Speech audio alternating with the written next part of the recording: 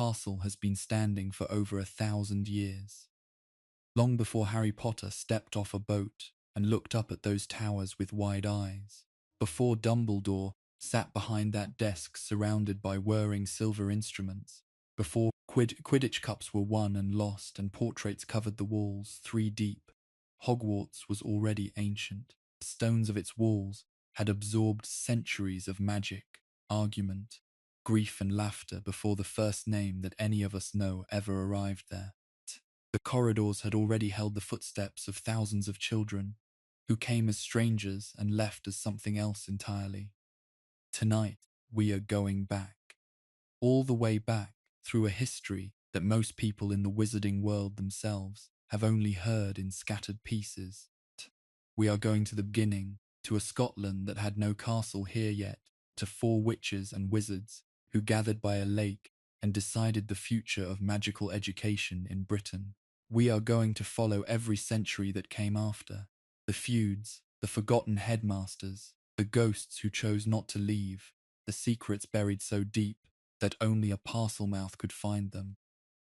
This is the complete history of Hogwarts before Harry Potter arrived, before any of the famous names we know, before the scar and the prophecy and the war that would nearly break the wizarding world in 2. So settle in, pull the covers close, let the room go quiet around you. This is a long story, and there is no hurry. Castle waited over 1,000 years for you to hear it. Before we go any further, if you are watching this and finding it helpful for sleep, please take a moment to subscribe and hit the notification bell. It takes just a second, and it genuinely keeps a small channel like this one going. Drop a comment below telling us which night of listening this is for you. If this is your first time here, just write night 1. If you have fallen asleep with us before, we would love to know how many nights you have spent in these stories. Your comments are read and they mean everything. Now, let us go back to the beginning. Long before the castle had a name, before anyone had thought to put a school in the Scottish Highlands, Britain was full of magic. It was simply not organized, scattered, hidden in the habits of daily life, tucked into the remedies of women who were called wise, and the knowledge of men who were called cunning, present in communities that had no formal name for what they carried. In the first centuries of the Common Era, magical communities across what would become Britain lived in ways that had more in common with their non-magical neighbours than most wizards today would be comfortable admitting. They farmed, they married, they worshipped at the same stones and in the same rivers. The difference was that when the harvest failed and the family needed rain, a witch in the village could sometimes bring it. When a child was sick and the ordinary remedies had been exhausted, a wizard's potion might save them. For generations, relationship between magical and non-magical people was tense but functional. There were always exceptions, always the jealousy and the accusation and the fear. But for several centuries, an uneasy coexistence held. Boom. The Romans invaded Britain in 43 AD, brought their own magical traditions with them. Roman curse tablets have been found across Britain by non-magical archaeologists, and wizarding historians examining the same objects have identified several among them as genuine magical artifacts. The Roman legions included auxiliary practitioners who were not merely soldiers but magical scouts, tasked with identifying areas of high magical concentration. Their presence pushed native British wizards into more deliberate secrecy. Celtic magical traditions rooted in the land itself, in the movements of seasons and the properties of native plants, began to organize against what they perceived as foreign imposition. When Roman occupation collapsed in the early 5th century, the magical communities that remained were scattered and vulnerable. The subsequent migrations and invasions of Angles and Saxons, then Vikings, brought wave after wave of disruption. Magical people were driven north and west.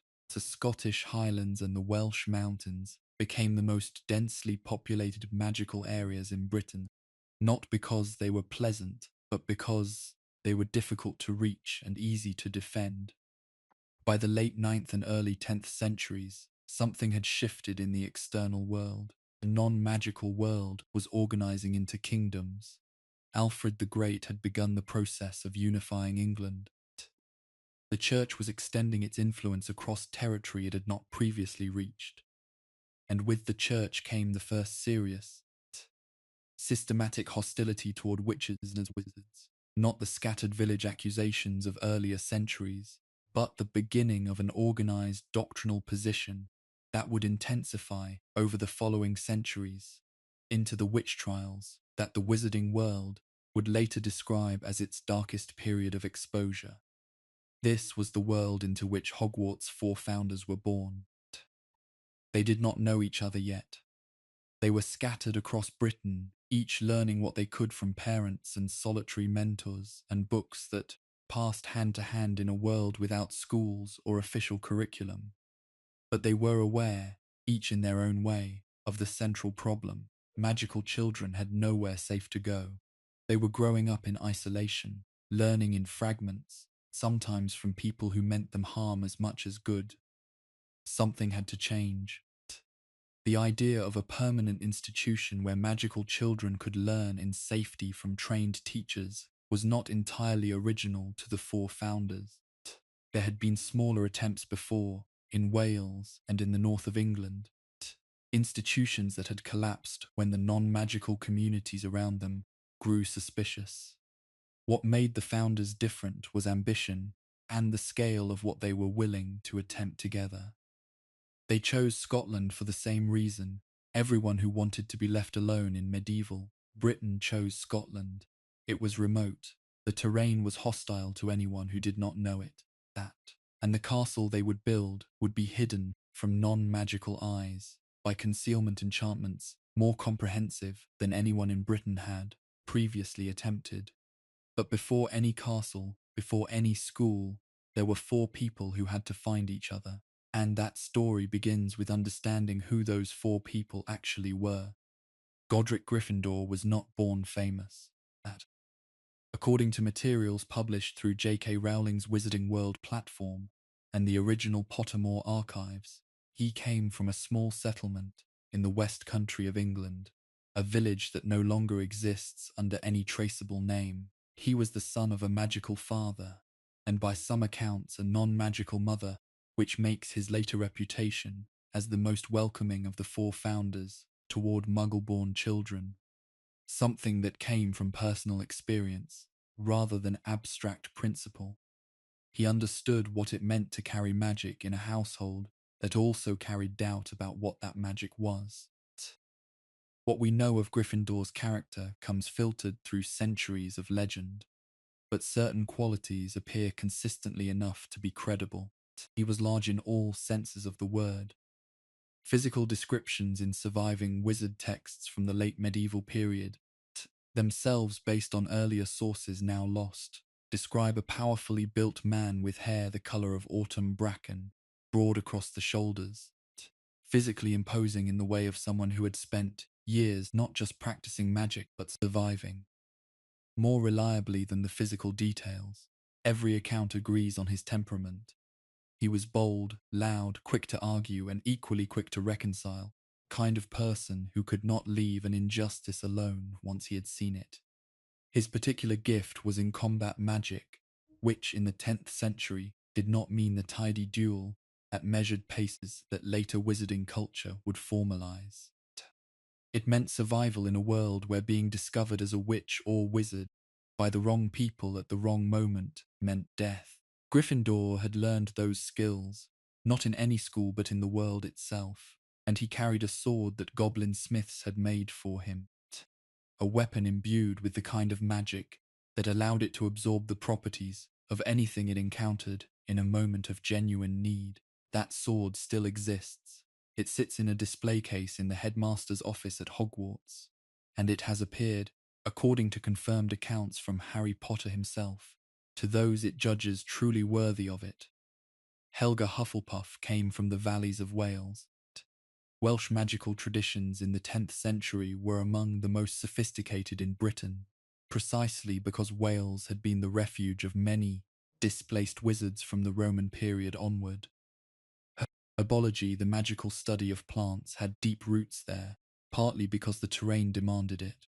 A witch or wizard living in the Welsh hills needed to know which plants healed, which killed, and which would mask the scent of a hidden community from hunting animals. Hufflepuff's magical gift was, according to Rowena Ravenclaw's own surviving notes as cited by Bathilda Bagshot in A History of Magic, the most practical of the four. She was, in the truest sense, a nourishment witch, not merely a cook, but a practitioner of the alchemy of sustenance.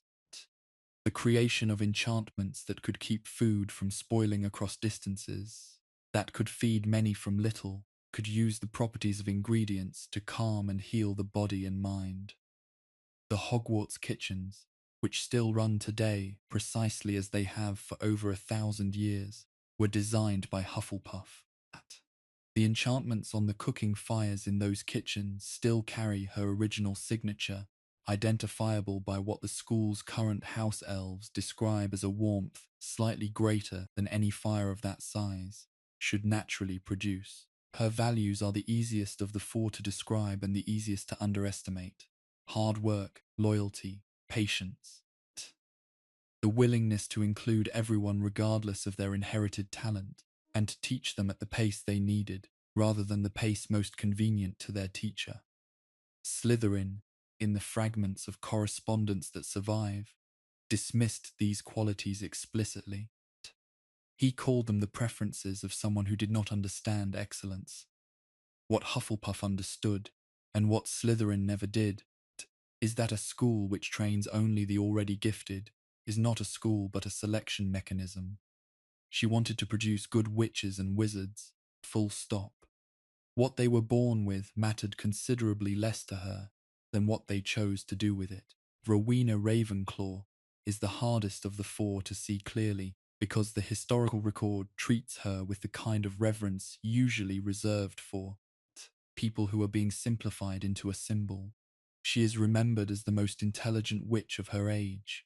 That is probably accurate, but it is also a summary that flattens everything interesting about her into a single adjective. She was Scottish. That. Her family had lived in the Highlands for generations, magical people who had survived by keeping their distance from everyone, non-magical and magical alike. She had received what education she could from her mother, and from a collection of texts that her mother had gathered over decades, works on charms, transfiguration, and the magical properties of time and space. By the time she met the other founders, she had independently arrived at magical theories that would not be formally published by anyone else for another 3 centuries. Her practical gift was magical architecture, the enchanting of physical space. When Hogwarts was built, it was Ravenclaw who designed the charm work that gave the staircases their mobility, that made certain rooms appear and disappear depending on the hour, that laid the groundwork for what would eventually become the Room of Requirement. She understood magic not as something you performed at a place, but as something you persuaded into residence there. She spoke of spells the way a musician speaks of rhythm, as something with its own logic you had to follow rather than force. Her relationship with her own daughter, Helena, was the great tragedy of her life, and it is a tragedy that still wanders the corridors of Hogwarts in the form of a silver-grey ghost. That story comes in a later section. For now, what matters is the single quality she valued above all others, genuine thinking. Not the performance of cleverness, not the accumulation of facts, but the real habit of asking the next question rather than assuming the first answer was sufficient. The diadem she wore, a silver circlet engraved with the words, "Wit beyond measure is man's greatest treasure," was her most personal creation. She believed phrase as completely as any person can believe anything. Salazar Slytherin is the most discussed and the least understood of the 4 founders. The temptation is to read him backward from what he became, from the Chamber of Secrets and the centuries of harm his ideology caused, and to describe him as a villain from the very beginning. That reading is too simple. It is ultimately not very useful for understanding what actually happened. or why 4 people of genuine intelligence and principle agreed to build something with him. He came from the fens of eastern England, the flat, waterlogged country that today would be Cambridgeshire and Lincolnshire. The fens in the 10th century were genuinely isolated, accessible only by boat through routes that shifted with the seasons. The magical communities there had developed their own culture, somewhat separate from Welsh and Scottish traditions, more interested in what non-magical scholars would later call alchemy, and what wizards called advanced potion making, and more specifically in the magic of serpents. Slytherin was a parcel mouth. He could speak to snakes. In J.K. Rowling published materials, this ability is described as extraordinarily rare, passed down through specific bloodlines, and occasionally appearing as a new mutation. In the 10th century, it was regarded with even more suspicion than it carries today. Because snakes were associated in the Christian world with the devil, and even magical communities had absorbed enough of their surrounding culture to feel uneasy about a man who whispered to serpents and received whispers back. He was brilliant. Every person who encountered him found this immediately apparent, including Gryffindor, whose accounts of Slytherin contain equal parts admiration and frustration. He saw patterns that others missed. That he was a strategist capable of thinking years ahead and designing structures, whether physical like the chamber or social like the house system, that would outlast him by centuries. His legilimency, the ability to perceive another person's thoughts and emotions, was said to be developed to a degree where he could read a room of strangers in the time it took him to walk through it. The blood purity beliefs that would ultimately destroy his partnership with the other founders were present from the beginning. They were not late additions to his thinking. He had grown up in a community that had survived by staying completely hidden from non-magical people, and he had understood that survival, from a very young age, as a matter of bloodline, when magical ability appeared in children of non-magical parents. His instinct was not curiosity but suspicion. Where had that come from? Could it be trusted? His questions were not, in isolation, entirely irrational in a context where discovery meant death. But the answers he arrived at were catastrophically wrong, and he would never be persuaded otherwise. He agreed to help build the school. He agreed to teach there, and he built his own purposes into its foundations alongside the purposes they all shared. A secret room beneath the lake, a weapon sealed in silence, waiting for an heir he had not yet met. How did 4 people from different parts of Britain find each other in the 10th century without any of the communication infrastructure that makes connections easy?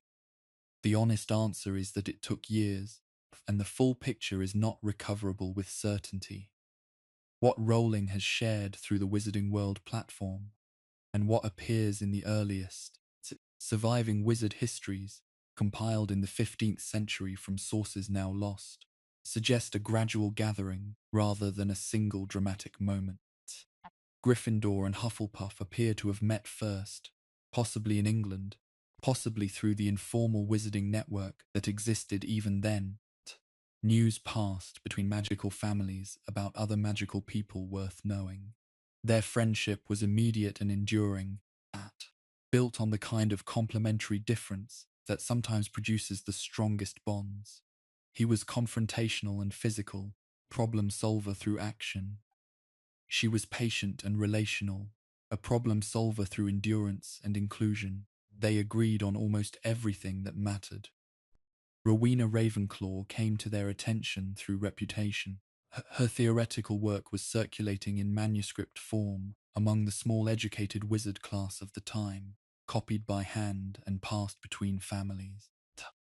Gryffindor sought her out specifically, according to a 15th century account preserved at the Ministry's Department of Magical Records, cause he had read her essay on concealment enchantments and concluded that she was the only person in Britain who could hide a building comprehensively enough that non-magical people would never find it. He was right. Slytherin was the last to join and the most reluctant. His correspondence fragments, of which were published by Bathilda Bagshot in A History of Magic, shows a man who wanted very much to participate in something significant, but who could not stop interrogating the terms. He wrote to Gryffindor asking, with characteristic directness, what the criteria for student selection would be.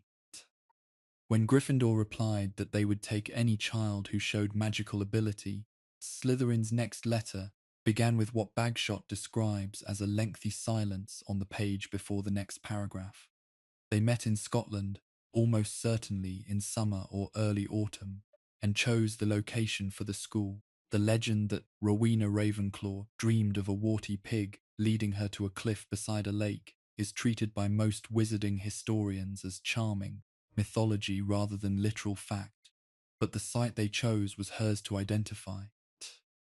She was the one who understood how to anchor concealment enchantments in a specific place, how to read the magical resonance of the ground itself. The cliff above the lake she selected carried what she described in her notes as the oldest magic she had encountered in Britain, deep and slow and entirely welcoming of more. Whatever that meant to her, it was sufficient. They began to build. Construction of Hogwarts Castle took, by most estimates, approximately 2 years. This is faster than it sounds when you understand that magical building does not operate under the constraints of non-magical architecture. Stone can be moved with a word and shaped with intention. Foundations can be laid with the correct knowledge of structural charms, applied to the right quality of ground. The 4 founders were not managing a building site in any ordinary sense. They were composing something together, the way a group of musicians might compose, each contributing their particular ability to a whole that could not have existed without all of them. Gryffindor understood defense. The towers he designed and the great hall, whose proportions are attributed to him in the school's own historical records, were built with an instinctive attention to sight lines and exits. You can stand in the great hall today, as students have for 1,000 years, and observe that from almost any seat, every door is visible. This was not incidental. Gryffindor built rooms the way someone builds them, who has been in enough dangerous situations to know that the first thing you need in any space is clear path to the way out. Hufflepuff's contributions were almost entirely underground. The kitchens beneath the Great Hall, accessible through a particular arrangement of barrels in the basement corridor, were her design. The enchantments on those kitchens are among the most durable in the castle, still running at full capacity after 1,000 years, feeding hundreds of students 3 times daily without interruption. She also designed the Hufflepuff common room, described by those who have seen it as the most comfortable room in the castle, rounded and low-ceilinged and warm in a way that suggests the room itself is quietly on your side. That quality is in the stones. She placed it there. Ravenclaw's work is hardest to see because it is the castle's logic rather than its physical features. The 142 staircases are hers. Staircases that shift on a schedule of their own that has never been fully decoded, occasionally trapping students on the wrong floor and occasionally, in ways that have no clear explanation, nudging lost students toward rooms they actually needed. The astronomy tower, which Ravenclaw designed for practical study of the night sky, but which became one of the most beloved spaces in the school, for reasons that have more to do with moonlight and adolescence than with any academic purpose, was her largest single physical contribution. She also laid the foundations for what would eventually become the Room of Requirement. She called it by a different name in her notes, the Responsive Room, a space she designed to adapt to genuine need rather than simple desire. Its final form took centuries to develop, accumulated by the needs of thousands of people who found it, and left something of their wanting behind in its walls, until it became the vast and shifting space that members of Dumbledore's army found in 1995, and that generations of students had found before them in forms they never described to anyone. Slytherin built the dungeons. They are among the oldest parts of the castle, begun before the full collaborative construction phase, because Slytherin started his section early, working alone in the months when the others were still travelling to Scotland. The Slytherin common room, which sits below the level of the lake, with its green-lit windows looking out into water, where the giant squid drifts past, was designed for exactly the effect it produces, the feeling of deep submersion, of existing beneath the ordinary world. Students sorted into Slytherin have been sleeping to the sound of water pressing against enchanted glass for over 1,000 years. What Slytherin also built in those early months, below even the dungeons, below the level the other founders ever inspected, something he told no one about. That story comes in due time. For now, the castle itself, the enchantments that protect Hogwarts from non-magical eyes, are a layered system that Rowena Ravenclaw designed, and all 4 founders contributed to. Primary effect is what non-magical visitors would experience as ruins. Crumbling stone towers, clearly ancient, clearly unsafe, surrounded by warning signs that discourage approach.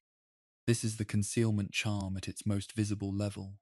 The castle is there. Person who cannot see magic sees something that is there, but not what is actually there. Beneath that visual concealment is a second system of charms that affects non-magical memory, not by removing it, but by making the ruins simply slide out of active thought, as if they were not important enough to retain. Non-magical person who has walked past the ruins and moved on will not think about them again unless specifically prompted, because the memory has been given a quality of irrelevance that overrides ordinary curiosity. This second system required all 4 founders working in agreement because it operates on consciousness rather than on perception. That kind of magic demands a unified intention from its casters. The Black Lake is not concealed. It is a real Highland loch, visible to any eye, and the boats that first-year students take across it to reach the castle's main entrance travel through a passage in the cliff that appears, from outside, to be a dense stand of water reeds. The forbidden forest, which begins at the castle's eastern edge and extends for miles into the hills, was old before the founders arrived.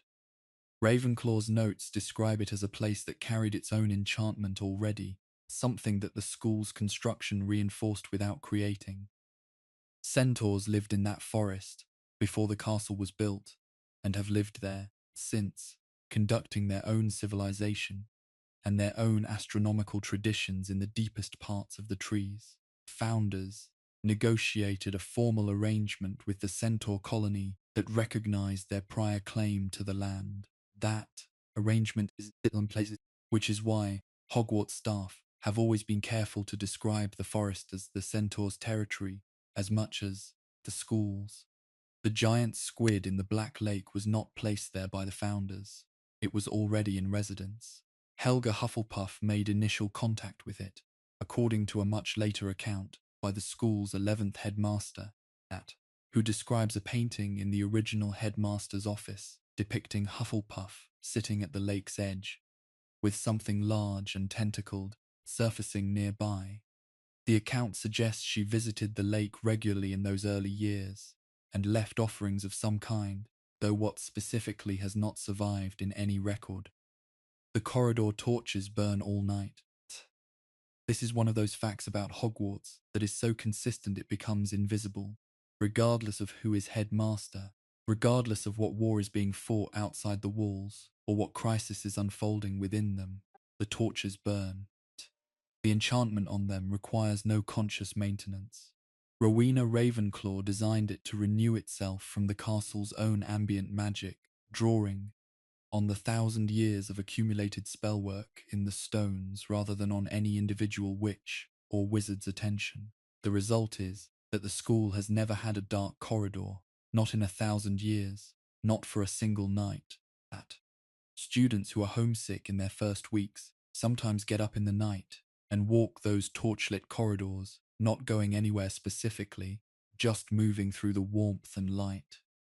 The portraits are awake at night, or whatever passes for awake in a portrait, and they notice these solitary walkers. The more sympathetic ones speak softly, The less sympathetic ones pretend not to see. The very old ones, the medieval ones in their archaic dress, sometimes murmur things in languages the students cannot identify, and the students find, to their slight surprise, that this is comforting rather than strange. The sound of a language you do not understand, spoken calmly and without urgency by someone who means you no harm, is a specifically soothing thing. There is a particular staircase on the 5th floor that students have called the Long Staircase, since at least the 13th century, the oldest reference to it appearing in a letter from a student to their parents, preserved in the Hogwarts archive. The Long Staircase is, objectively speaking, not significantly longer than several other staircases in the castle, but it has the quality, especially at night, of feeling as though it could continue upward indefinitely. Something about the angle of it, or the particular spacing of the torch brackets, or the way the sound carries, makes it feel larger than it is. Students who are miserable walk up the long staircase at night and find, at the top, something about the climb has helped. No one has ever satisfactorily explained why. The Hogwarts Library, which takes up a substantial portion of the castle's east wing on the 3rd and 4th floors, is perhaps the most comprehensive record of wizarding thought and practice in Britain. Madame Irma Pintz, who held the position of librarian for most of the 20th century, described the collection in a 1987 interview as containing approximately 5,000 volumes across its general and restricted sections. A figure she clarified by noting that this counted individual bound works, and that the actual number of distinct texts was considerably higher, since many of the older volumes were compilations of multiple works bound together when binding was expensive. She also noted, with the particular intensity of someone who has spent decades in intimate contact with a collection, that the library had its own opinions about organization that occasionally superseded her own. What this meant in practice was that books in the Hogwarts library sometimes moved, than not the spectacular movement of animated books in the restricted section, which was well documented and largely predictable, but a subtler tendency of certain volumes to appear on desks when a student had been looking for them, or to work themselves to the front of a shelf when their subject was currently relevant to the school's concerns. This phenomenon was not officially acknowledged by any member of staff, but it was widely understood by students, and the students who were most skilled at using the library were the ones who had learned to pay attention to which books were presenting themselves, and to trust that there was usually a reason. Long before the school could accept its first students, the founders had to solve a problem that would outlast all of them. How would children be divided into houses once the founders themselves were gone? The houses were, by most accounts, Gryffindor's concept first, or at least his name appears most often attached to the original proposal in the surviving historical record. The log was practical. 4 founders with 4 distinct emphases meant 4 distinct learning environments, and children would benefit from being placed in the one that matched their particular nature. Gryffindor valued courage and boldness. Ravenclaw prized learning and genuine thinking. Hufflepuff wanted to develop patience, loyalty, and the willingness to work without recognition. Slytherin valued cunning and ambition, along with the blood purity qualification that the others allowed him to include in the founding era's mission criteria, a concession they would later recognize as their most significant early error. The problem was duration. The founders would not live forever. If students were sorted by the founders' personal assessments, the sorting system would die when its creators did. The question was how to preserve the quality of judgment across centuries. Rowena Ravenclaw proposed something that had not been attempted before. She suggested that the founders could enchant an object with enough of their collective intelligence and values that the object could make assessments on their behalf indefinitely, for as long as the school stood. The object she chose was unremarkable on purpose. Godric Gryffindor's own pointed hat, battered from years of travel, with no magical properties of its own, simple felt, nothing more. The enchanting took a full year, performed in stages by all four founders working in sequence. Each contributed a portion of their thinking, their values, their way of assessing character in a person they had never met. Slytherin's contribution is the reason the Sorting Hat can recognize ambition and cunning and the particular quality of willingness to do whatever is necessary. Gryffindor's contribution is the reason it identifies bravery. Ravenclaw's is the reason it assesses genuine intellect, rather than merely acquired knowledge. Hufflepuff's is the reason it never entirely dismisses patient dedication as a lesser qualification than spectacular natural talent. The Sorting Hat's voice, which students hear inside their heads when it is placed on them, is the composite voice of all four founders filtered through over 1,000 years of subsequent experience. It has sorted every student who has attended Hogwarts since approximately 93 AD, and it appears to have retained something of the memory of each of them. It also develops its own views. The songs it composes to open each school year are its own work, not the founders', and they reveal a mind that has been thinking continuously for a very long time. A mind that, by the time of Harry Potter's arrival, was genuinely troubled by the divisions it had spent centuries reinforcing. In the fifth book of J.K. Rowling's series, The Sorting Hat opened the 1995 school year with its most serious public warning in recorded history, calling for unity among the houses at the precise moment when the greater war outside the school was making such unity most difficult. That warning came from something that had been watching Hogwarts for 10 centuries. It knew what was coming because it had seen versions of it before. Hogwarts opened for its first students in approximately 993 AD. The approximately matters here because the founding date is not recorded with the precision of a modern calendar. What is clear is that by the end of the 10th century, children were crossing the Black Lake in boats and sitting under the Great Hall's enchanted ceiling for the very first time. How many were there? The earliest surviving reference to student numbers appears in a Hogwarts administrative document from the late 13th century, which refers back to the founding era and describes the first cohort as not exceeding 40 souls. This is plausible. The school was new, unknown, and remote. Getting children there required parents willing to trust a radical new institution with their children's education and their lives. 40 students spread across 4 houses means roughly 10 per house, perhaps fewer in some years. It was a small and careful beginning. Curriculum in those first years was not fixed in the way later generations would recognize. There were no formal examinations. 10. Assessment was conducted by the founders themselves, who observed a student's practical work and formed a judgment based on direct observation rather than written tests. But the subjects themselves were already present in recognizable form. Transfiguration was Ravenclaw's specialty, and she taught it with a rigor that students found frightening and exhilarating in roughly equal measure. Her teaching notes, fragments of which survive in the Hogwarts Library's restricted section, describe a pedagogy built on exact observation and precise repetition, the kind of teaching that produces genuine understanding rather than surface ability. Gryffindor taught what would now be called defense against the dark arts, though in the 10th century it was simply called defense, and his approach was considerably more physical than modern students would recognize. Students left his lessons with bruises and considerably more confidence in their ability to survive an unexpected encounter. Hufflepuff taught herbology and what would now be called household charms. The distinction between those two subjects was less clear in the 10th century than it would later become. A charm that kept food warm and a plant that produced healing properties were both, in her framework, aspects of the same fundamental subject, the magic of care and sustenance.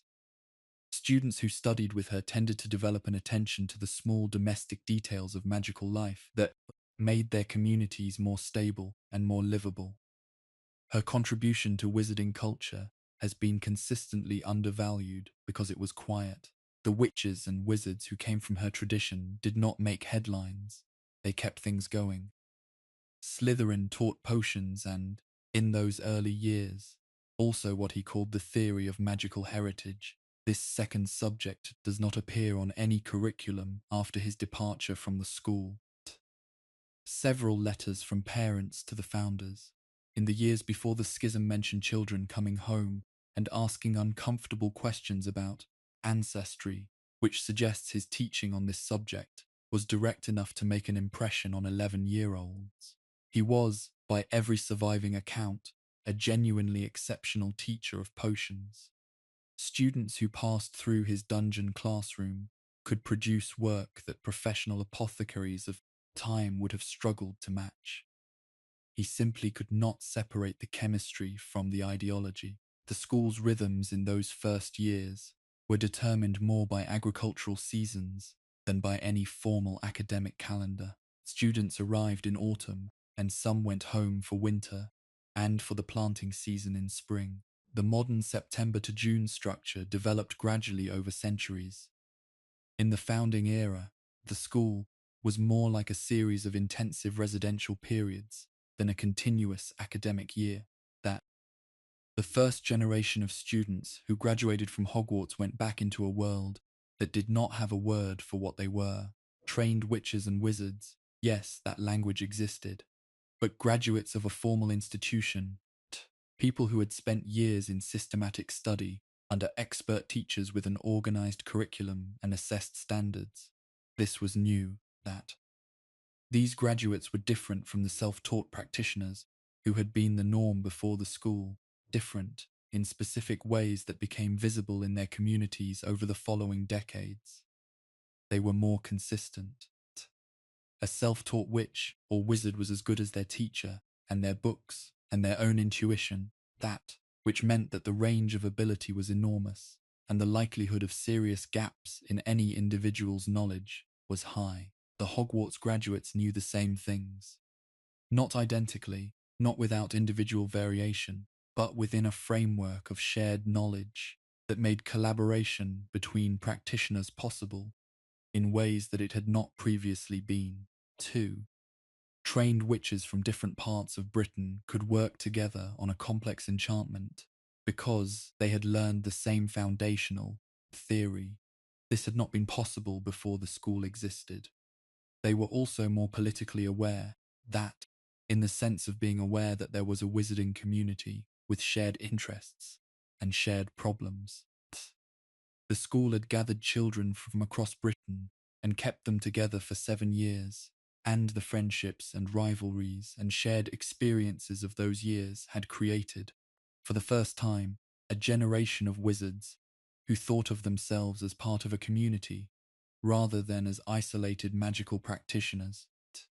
This consciousness was the beginning of what would eventually become the organized wizarding society of the modern era, with its ministry and its Gringotts and its Hogwarts and all the formal institutions of a community that knows itself to be a community. The Great Hall was the center of everything from the first day.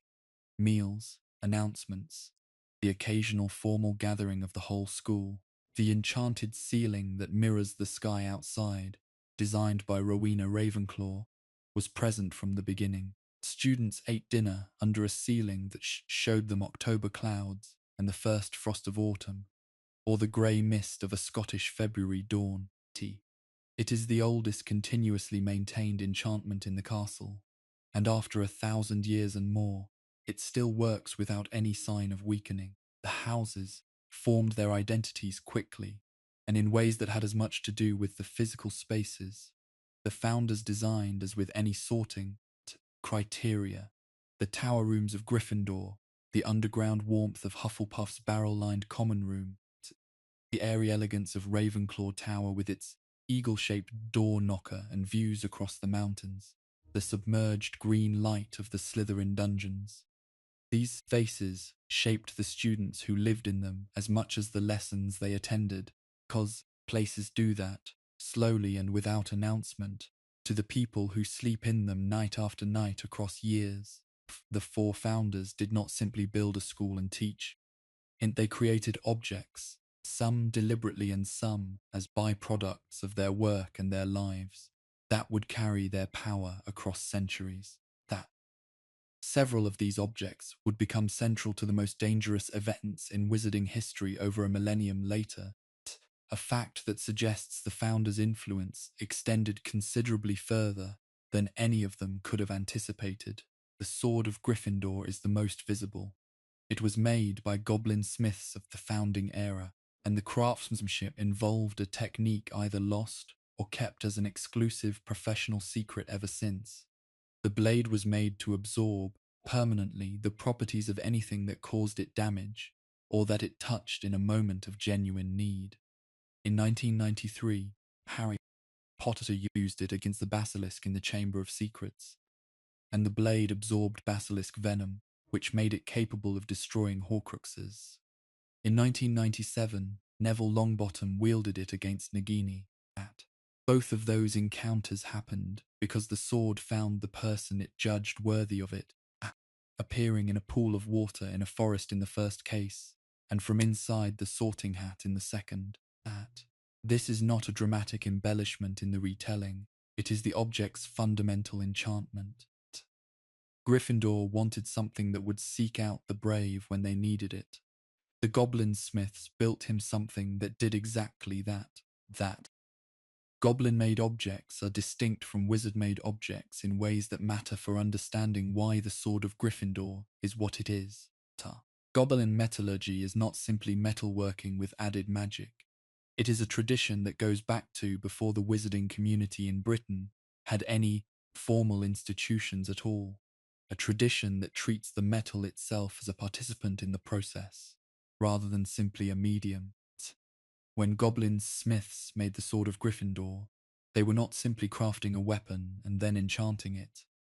They were working with the metal through a process that takes months to develop in the metal an orientation toward a specific kind of encounter.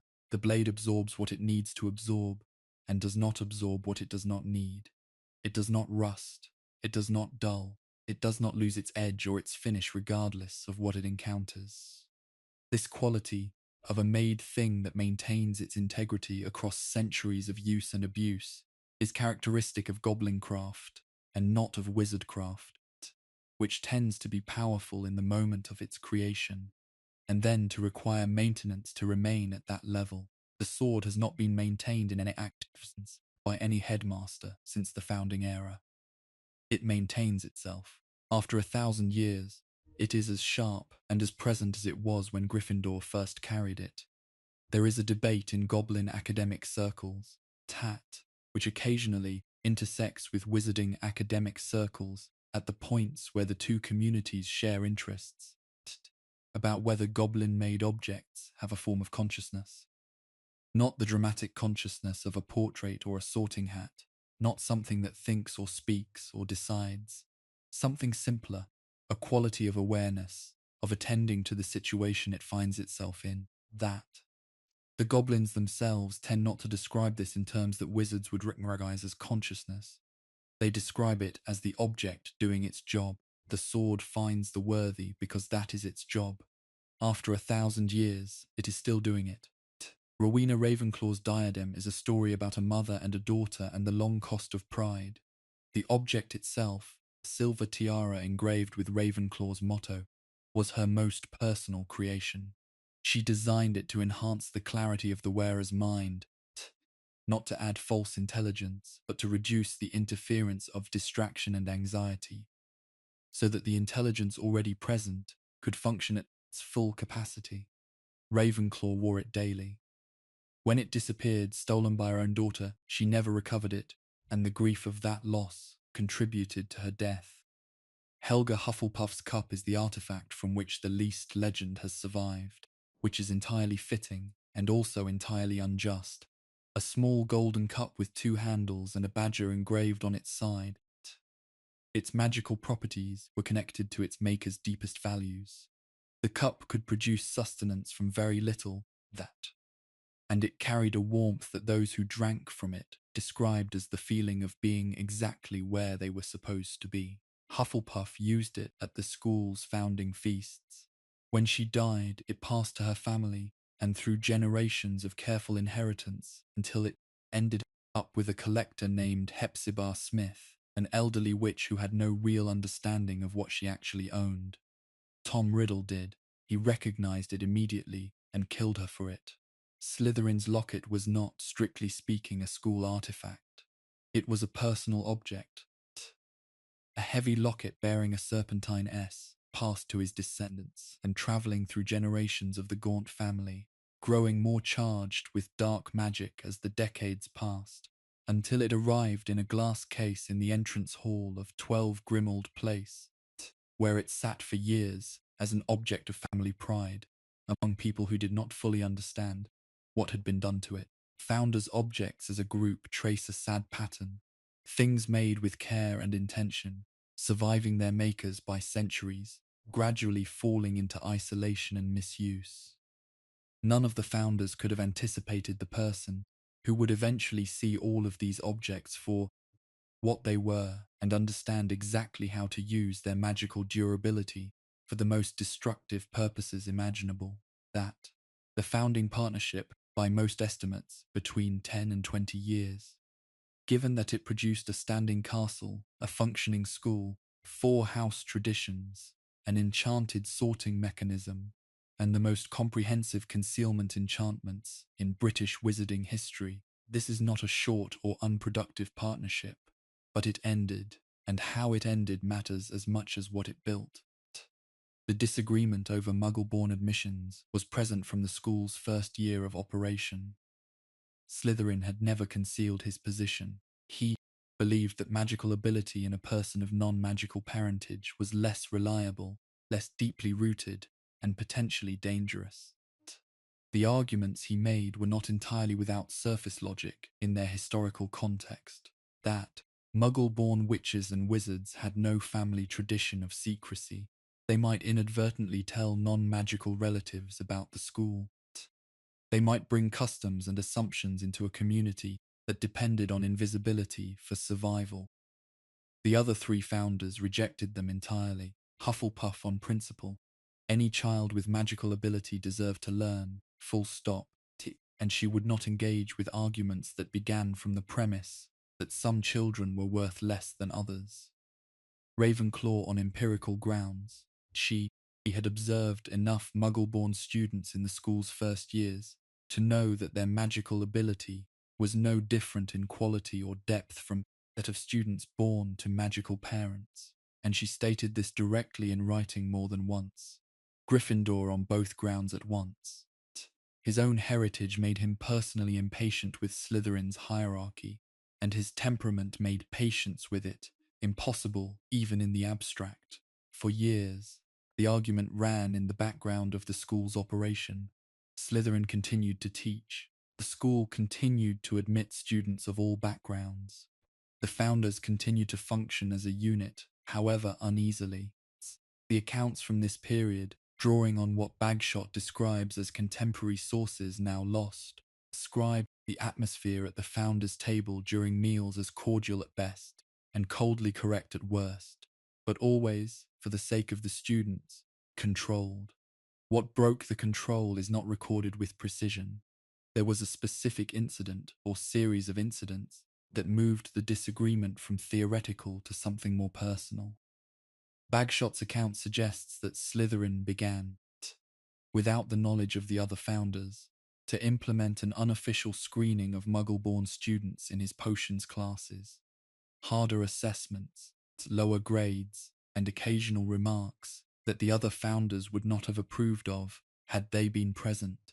A student complained to Hufflepuff. Hufflepuff confronted Slytherin. The confrontation was not quiet. Gryffindor's involvement turned the argument into something that could no longer be managed through discussion. His challenge to Slytherin was by some accounts near physical on at least one occasion. These 2 men, both skilled in combat magic and both constitutionally incapable of backing down from a direct challenge, came to the edge of outright conflict more than once during the school's early decades. They did not fight in any way that left a recorded consequence. But whatever friendship had existed between them, grudging and tense as it had become, was finished. Ravenclaw negotiated. This was the role she fell into during the schism, the one founder capable of remaining analytically clear when everyone else was generating heat. Her letters to Slytherin from this period, fragments surviving in damaged manuscripts, are remarkable for their precision and their controlled frustration. She did not argue on moral grounds, understanding that this would not move him. She argued on practical ones. The school's long-term survival required a student population large enough to sustain it, and the pure-blood magical population of Britain was not large enough for that purpose. If they restricted admission to students with fully magical ancestry, they restricted themselves to a shrinking pool. The school would thin out over generations. She wrote, with the measured language of someone at the end of her patience, that he was proposing to salt the earth in which Hogwarts had to grow. Slytherin's response, paraphrased by Bagshot from what she describes as a single letter written to his own family and surviving nowhere else, was, he would rather the school close than open its doors permanently to those he had declared unworthy. He had not spent years building a castle so that it could be diluted. He had built it so that magic could be preserved in its strongest form. He left whether by formal resignation or simply by not returning one morning, the historical record does not clearly preserve. What is known is that before he left, he had spent time in the castle's foundations doing something no one else knew about. After Slytherin's departure, the remaining 3 founders had a conversation that is not documented anywhere, but that every historian of the period assumes must have happened. They would have had to decide what to do with everything he had built and everything he had taught. His dungeons remained. His house remained. His students, the ones he had been teaching in those early years, remained and continued their education. The founders could not simply erase his contribution any more than they could erase the lower levels of the castle that he had designed. What they could do was set the tone for how his legacy would be treated. Gryffindor's instinct, as always, was confrontational and direct. Acknowledge what had happened. State clearly that Slytherin's blood purity views were rejected by the school and move forward.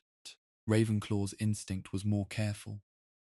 The issue was not simply Slytherin's views, but the structural question of what Slytherin House, now without its founder, would become in his absence.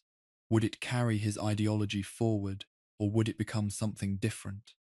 Hufflepuff, characteristically, suggested that they wait and watch, that the house would find its own character over time, that young people were not simply the products of their founders' intentions.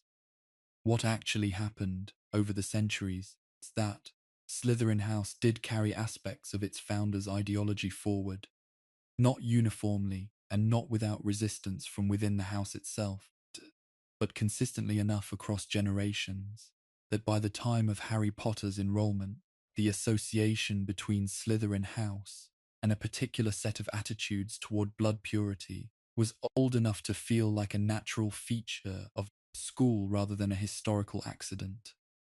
This is what happens when you name a house after a person and let the person's ideology continue to be celebrated by that house across centuries. The ideology becomes part of the house's identity, and the house's identity becomes part of what students from that house carry with them into the world. It is perhaps the greatest institutional failure of the founding era. Not the chamber of secrets which was hidden, but the house which was visible, and which was allowed to become the vehicle for an ideology the other founders had formally rejected. Below the school, below the dungeons that Slytherin himself designed and built, below the pipes that would be installed centuries later when the castle adopted indoor plumbing, below all of it, accessible only through a sink in the second-floor girls' lavatory via a pipe wide enough for a large man or a very large serpent, there was a chamber. Slytherin had begun its construction in the earliest years of the school, that, during the period when the castle was still being built and the other founders were occupied with their own sections. He had designed the upper castle's dungeon levels to connect, through a series of passages, sealed and hidden with wards keyed specifically to Parseltongue, to a lower level he never discussed with his partners. The chamber itself was not carved from natural rock, but shaped by magic, a space roughly the size of a cathedral, with a long central corridor flanked by stone columns carved in the shapes of serpents, and a main chamber, far end where a massive stone statue of Slytherin himself stood with its mouth sealed shut, waiting. Inside the statue, sleeping, was the basilisk.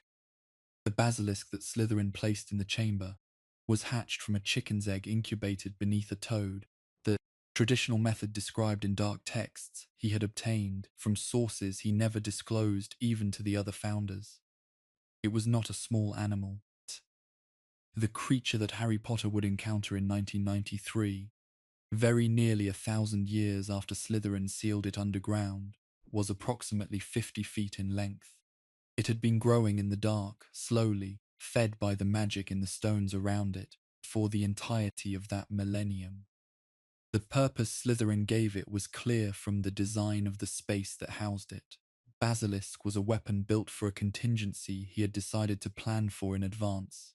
If, after his departure, the school came to be filled with Muggle-born students, if the other founders or their successors abandoned the standards he had tried to establish, then his heir, the one true descendant of Slytherin's bloodline, who would inherit his Parseltongue ability, could return to the chamber, could open the statue, could direct the creature.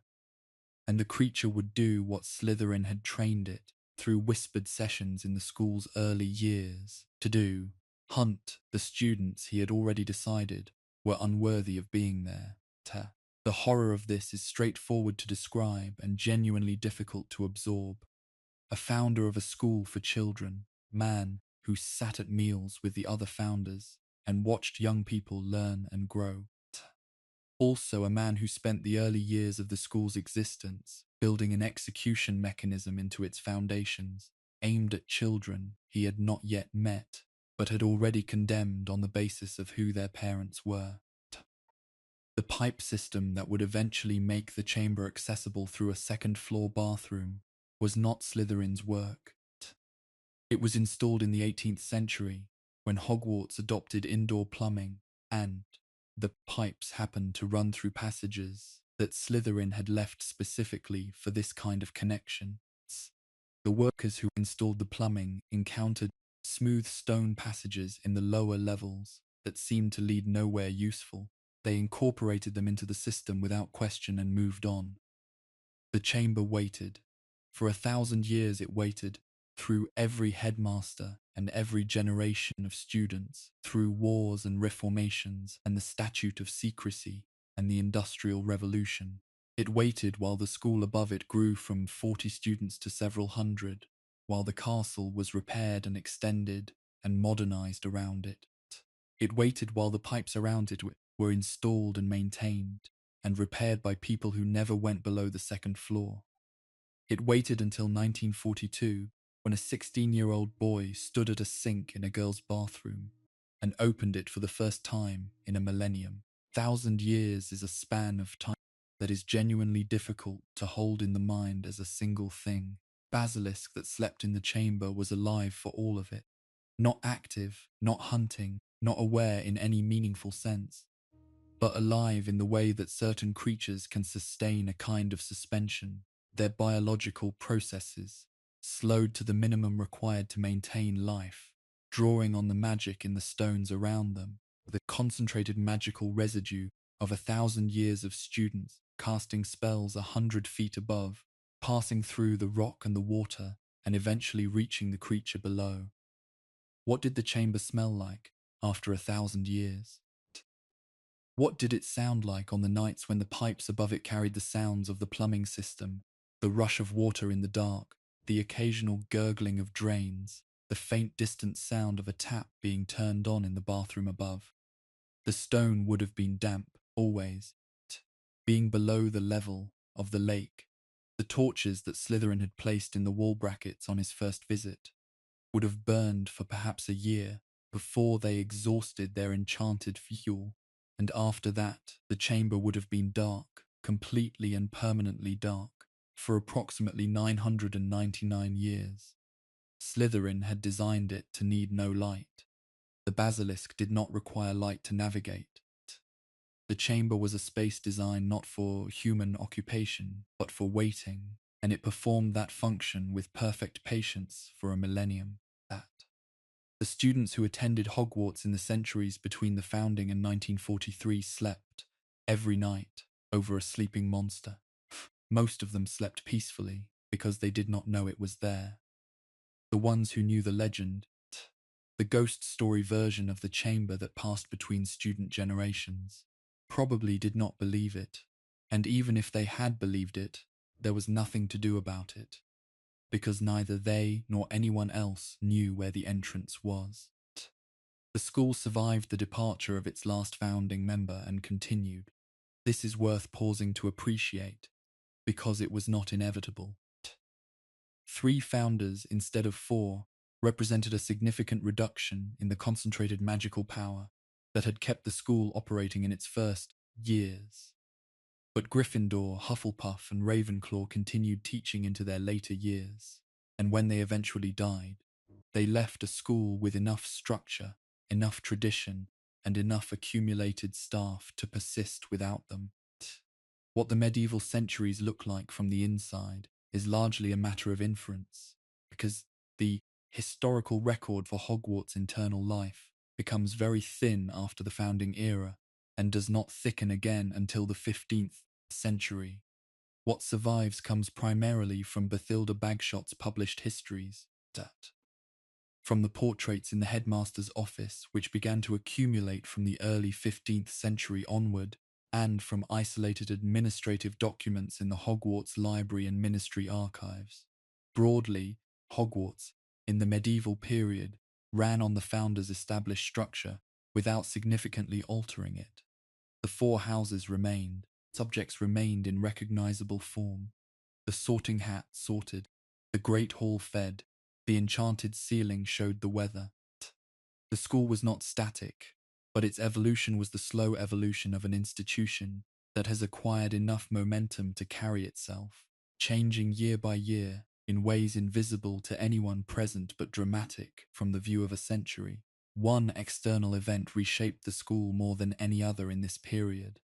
The International Statute of Wizarding Secrecy, signed in 1689 and enacted formally in 1692, was the agreement by which the magical world decided to become completely invisible to non-magical society, ending centuries of uneasy coexistence in favor of total concealment. The statute changed everything about how a magical school could operate. After 1692, every aspect of Hogwarts' existence had to be made invisible, not just physically but administratively. The school could not appear in any non-magical government record, any census, any property registry. It could not be reached by any means available to people without magical ability. Concealment enchantments that Rowena Ravenclaw had designed at the founding were comprehensive, but the statute required something more. Active maintenance by every witch and wizard with knowledge of the school's existence, and a formal system of oversight to ensure that the enchantments remained current. Every headmaster from 1692 onward was required to personally renew the anti-muggle charms at the start of each school year. This became part of the headmaster's formal duties, and new headmasters were trained in the specifics of Ravenclaw's original enchantment architecture before taking up the post. The school's relationship with the broader wizarding world also changed after statute. Before 1692, Hogwarts existed in a world where magical people moved relatively freely between magical and non-magical communities, where the school was not entirely secret but simply not advertised. After 1692, Hogwarts was one of the most carefully maintained hidden institutions in Britain, known by name to the entire magical population, but unknown in any detail to anyone outside it. Within the school's walls, the medieval period saw the development of traditions and physical features that would define the place for centuries. That Quidditch arrived from outside the school in the 11th century, adapted from earlier regional broomstick games that had been played in various forms across Britain, and the school eventually adopted it as an organized competitive sport between houses. Pitch on the school grounds appears in administrative records from the 13th century onward, by which point the school's first formal Quidditch competition between houses was already being contested as an established annual event. The library grew. This is an understatement of considerable proportions. The Hogwarts library at the time of Harry Potter's enrollment contains tens of thousands of books, the accumulation of 1,000 years of wizarding scholarship. The restricted section, which required special permission from a teacher for students to access, that was established formally in the 15th century following an incident that the records describe only as the Grimoire Affair of 1430, the full details of which remain sealed. Its establishment acknowledged something that the founding era had not formalized, that the school's collection contained knowledge that was too dangerous for unsupervised young people, and the responsibility for managing that danger fell to the headmaster and the library's custodians. The medieval centuries also brought changes to the physical structure of the castle that were not planned in the founding era, but that accumulated over generations as the school's needs changed. The hospital wing was established formally in the 12th century, though some form of medical care had always been available in the castle from the founding era. Its establishment as a dedicated space with a dedicated staff member, the first Madame Pomfrey's predecessor in a long line of school healers, was a response to the increasing complexity of what students were doing in their lessons. 7th century charms accidents were relatively minor affairs, involving candles that wouldn't stop floating or doors that wouldn't stop opening. That, by the 12th century, students were attempting more advanced spell work, and the injuries from failed attempts had become frequent enough that ad hoc medical care in whatever corridor happened to be nearby was insufficient. That the current hospital wing is the 6th iteration of that original dedicated space, enlarged and re-equipped multiple times over the centuries in response to specific catastrophes that made it clear the existing facility was not adequate. The renovation of 1756, which more than doubled the wing's capacity, followed what the school's records describe only as a considerable potions incident, the details of which are sealed. The renovation of 1899, which added the isolation ward at the far end, followed the outbreak of a magical illness that the records describe somewhat more fully as a variant of dragonpox that proved resistant to standard treatments and exhibited alarming spread among students who had shared common room spaces. The isolation ward was Phineas Nigellus Black's single genuinely useful contribution to the school's physical infrastructure, though the records suggest it was constructed under protest, and that he considered the expense disproportionate. The Great Hall has changed less than almost any other part of the castle across 1,000 years. The dimensions are Gryffindor's original, preserved across every renovation and repair. The enchanted ceiling is Ravenclaw's original enchantment, renewed annually but not altered. The 4 long tables and the high table at the north end are in the positions established in the founding era, that, though the tables themselves have been replaced many times over the centuries. The candles that float above the tables are the descendants, many generations removed, of the original candles that Hufflepuff enchanted for the first feast. The enchantment maintained through a continuous chain of recasting that has never been interrupted. What the Great Hall has accumulated across the centuries is atmosphere, in the literal sense of the word. A hall in which several million people have eaten and argued and celebrated and mourned over 1,000 years carries those experiences in its walls, in a way that is qualitatively different from a room that has only known a few decades of occupation. Students who enter the Great Hall on their first evening, still dizzy from the boat crossing and the stairs and the talking portraits and all the strangeness of the castle, are entering a city that has been receiving first-year students in exactly this condition for over 1,000 years. The hall knows what to do with them. The candles float, the ceiling shows the sky, the food appears, and something, in the accumulated warmth of 1,000,000 previous meals, settles around the new arrivals like a very old welcome. One of the stranger aspects of Hogwarts' long history is that some of the people who experienced it never actually left. Castle has a population of ghosts, and the story of each one of them is a story about a choice made at the moment of death, the choice to stay in the known rather than move into the unknown. Sir Nicholas de Mimsy Porpington, known to students of every generation since his death as nearly Headless Nick, died on October 31st, 1492. He was a wizard of the court, a magical advisor attached to a noble household, and his death came from an execution that went badly wrong even by the standards of its century. The headsman assigned to the task used a blunt axe and failed to fully sever Nick's head, requiring 45 separate blows and still not completing the separation. Nick was left with his head attached by a small strip of skin, that which is the source of both his nickname and his considerable sensitivity on the subject, a sensitivity that's persisted with full intensity for 500 years and showed no signs of diminishing. He chose to become a ghost. This is the key fact about Hogwarts ghosts that most students, even those who study alongside them for 7 years, do not fully understand. Ghosts are not accidents. They are not people who were trapped by some external force. They are people who refused the journey that death offers. In Harry Potter and the Deathly Hallows, Dumbledore explains this to Harry with characteristic gentleness. Ghosts are those who fear what lies beyond, more than they love what they are leaving behind. They chose the echo rather than the continuation. Nick stayed for Hogwarts.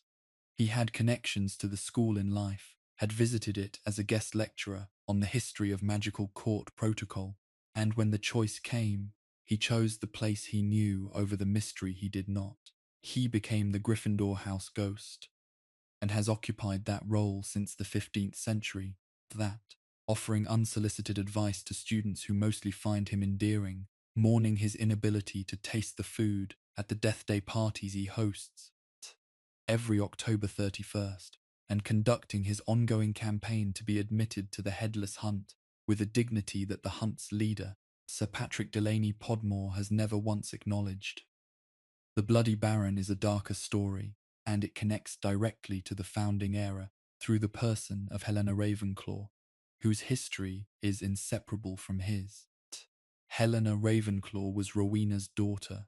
She grew up in and around the castle during the years when her mother was at the absolute height of her powers and her reputation, and she had the particular difficulty of being the child of Sumson, whose accomplishments were the most visible standard against which she would always be measured.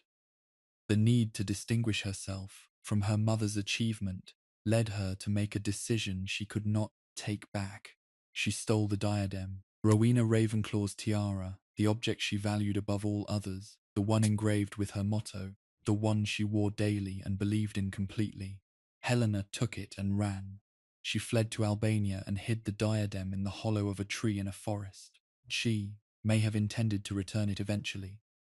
She may have simply needed to possess it for a while, to hold the thing that represented her mother's brilliance, and test whether it gave her the clarity it was supposed to give.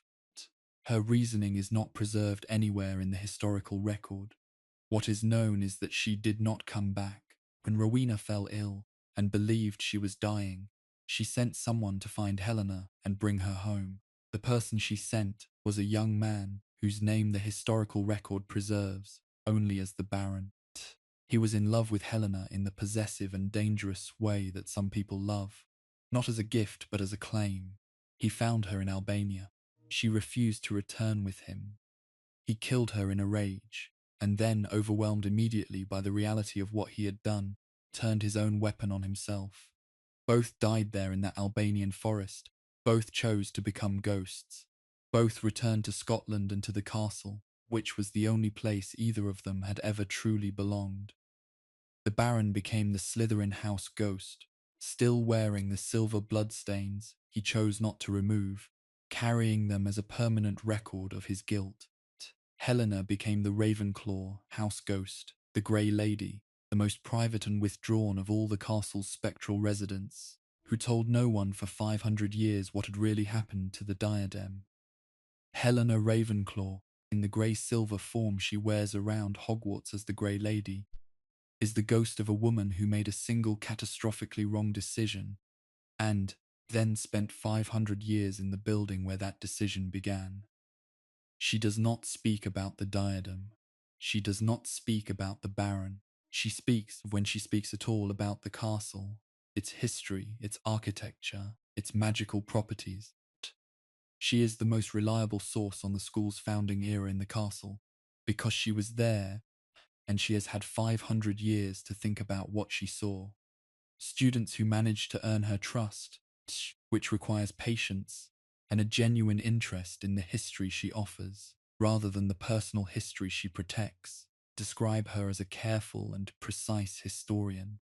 She distinguishes between what she witnessed, what she was told by people who witnessed it, and what she has inferred from later events. She does not speculate. She does not embellish. She says, I know when she knows, and I believe when she is inferring, and I have heard when she is repeating. And these distinctions, which most people abandon quickly in conversation, she has maintained for 5 centuries. She does not visit the second-floor bathroom. She has not been in that bathroom, or in the corridor outside it, or on the second floor on that side of the building, since the night in 1943 when she told Tom Riddle where the diadem was hidden. She has never said why. Students who know enough of her story to ask have found that the question produces a silence that is different in quality from her usual reticence, a silence with more weight in it, and they have generally found that the consideration for another person's pain that Hufflepuff tried to build into the school's culture means you do not ask the question a second time. The story did not end with their deaths. In 1943, a 16-year-old boy sat down beside the Grey Lady in a corridor of the school and spoke to her with what she later described as genuine sympathy and understanding. He told her that he too understood what it was to be misunderstood, to have gifts that no one around him truly recognized. She told him about the diadem and where she had hidden it. The young man was Tom Riddle. That what he did with the information she gave him shaped the course of wizarding history for the next 50 years. Fat Friar was a Hufflepuff alumnus who became, after leaving school, a member of the Benedictine religious order, apparently convinced that his magical abilities and his faith were compatible rather than contradictory. His superiors did not all share this view. He died in the 15th century, the circumstances recorded only in the most general terms, connected to the church's suspicion of his ability to cure the sick and produce wine from water when the community needed it. He became the Hufflepuff house ghost, genial and warm, the most welcoming of the 4 official house ghosts to new students, always inclined to advocate for mercy when mercy was available. Professor Cuthbert Binns is a ghost of an entirely different kind. He died while sitting in a chair in the staff room. He got up, left his body there, and went to teach his next class. He has been doing so ever since. The specific date of his death is not recorded anywhere in the school's accessible archives, which is itself telling. He has been teaching for so long that the administration simply stopped tracking precisely when he became a ghost and continued logging him as a member of staff. He teaches history of magic in a pale, unhurried monotone, covering goblin rebellions and the Statute of Secrecy to students who struggle to stay awake, and he appears to have no awareness that this is a pattern anyone has noticed, that Hogwarts has retained him on staff for what may be 2 or 3 centuries suggests either that no living teacher has wanted the position, or that there is an institutional inertia in very old places that makes removing even dead staff members a project no headmaster has been willing to prioritize. Peeves the poltergeist is not a ghost at all. He is what J.K. Rowling's materials describe as an indestructible spirit of chaos, concentration of disruptive energy that took up residence in the castle at some point in its medieval history and has never been successfully removed. The Bloody Baron is the only being in the castle capable of exercising any control over him. Dumbledore tolerated him as a fixture of the school's character. Every headmaster who attempted a formal eviction failed, and the documentation of those attempts fills, according to the caretaker Argus Filch, 3 full shelves in his filing room. Quidditch, or the direct ancestor that would eventually become it, was being played on broomsticks somewhere in Britain as early as the 11th century. According to Kenilworthy Wisp's Quidditch Through the Ages, the primary wizarding history of the sport, Wisp traces the game's origins to Quidditch Marsh, a location whose non-magical name is not preserved, where the earliest recorded version of the game was played between the years 1050 and 1100. The game at that point would have been unrecognizable to a modern Quidditch spectator. There were broomsticks, a large ball called the quaffle, 2 crude goals fashioned from wooden posts. The physical violence was considerable and mostly unsupervised. What would become the bludgers appeared by the end of the 11th century, initially as smooth rocks that players hurled at each other, were replaced by enchanted iron balls, after it became clear that enchanted balls could be made reliably dangerous, while rocks were merely randomly so. Golden Snitch arrived much later in the 17th century, developed from an earlier game involving an actual bird called the golden snidget that had been hunted during matches until the near extinction of the species prompted the magical community to find a substitute. That Hogwarts adopted Quidditch as an organized inter-house competition somewhere in the 12th or 13th century. That the school's records do not preserve the year of the first official match, but administrative documents from the 13th century refer to the 4 house teams and the annual cup as established facts, suggesting that by that point the competitive structure was already old enough to be taken for granted. The house rivalry that Quidditch produced was, from the beginning, more intense than the founders had perhaps envisioned when they divided the school into 4 communities. Gryffindor against Slytherin games were known, even in the medieval period, for being contested at a level of physical aggression that occasionally required medical attention and diplomatic intervention in equal measure. The records of various headmasters contain complaints about the state of the pitch after an unusually competitive cup match and at least 3 headmasters across the school's long history banned the game entirely for periods ranging from 1 season to 5 years, each discovering that the ban made inter-house relations worse rather than better because the rivalries continued regardless and were simply expressed in less organized and less supervised ways. What Quidditch gave the school, across the centuries, was something the founders had not fully anticipated when they designed the house system, a formal arena for the competition between houses that allowed it to be vigorous and even fierce without becoming personally destructive. Students who genuinely disliked each other could pour that dislike into a Quidditch match and then sit down to dinner in the same hall afterward. The school's various Quidditch cups, the trophies and records, and organizational structures that grew up around the game over 1,000 years are housed in the trophy room.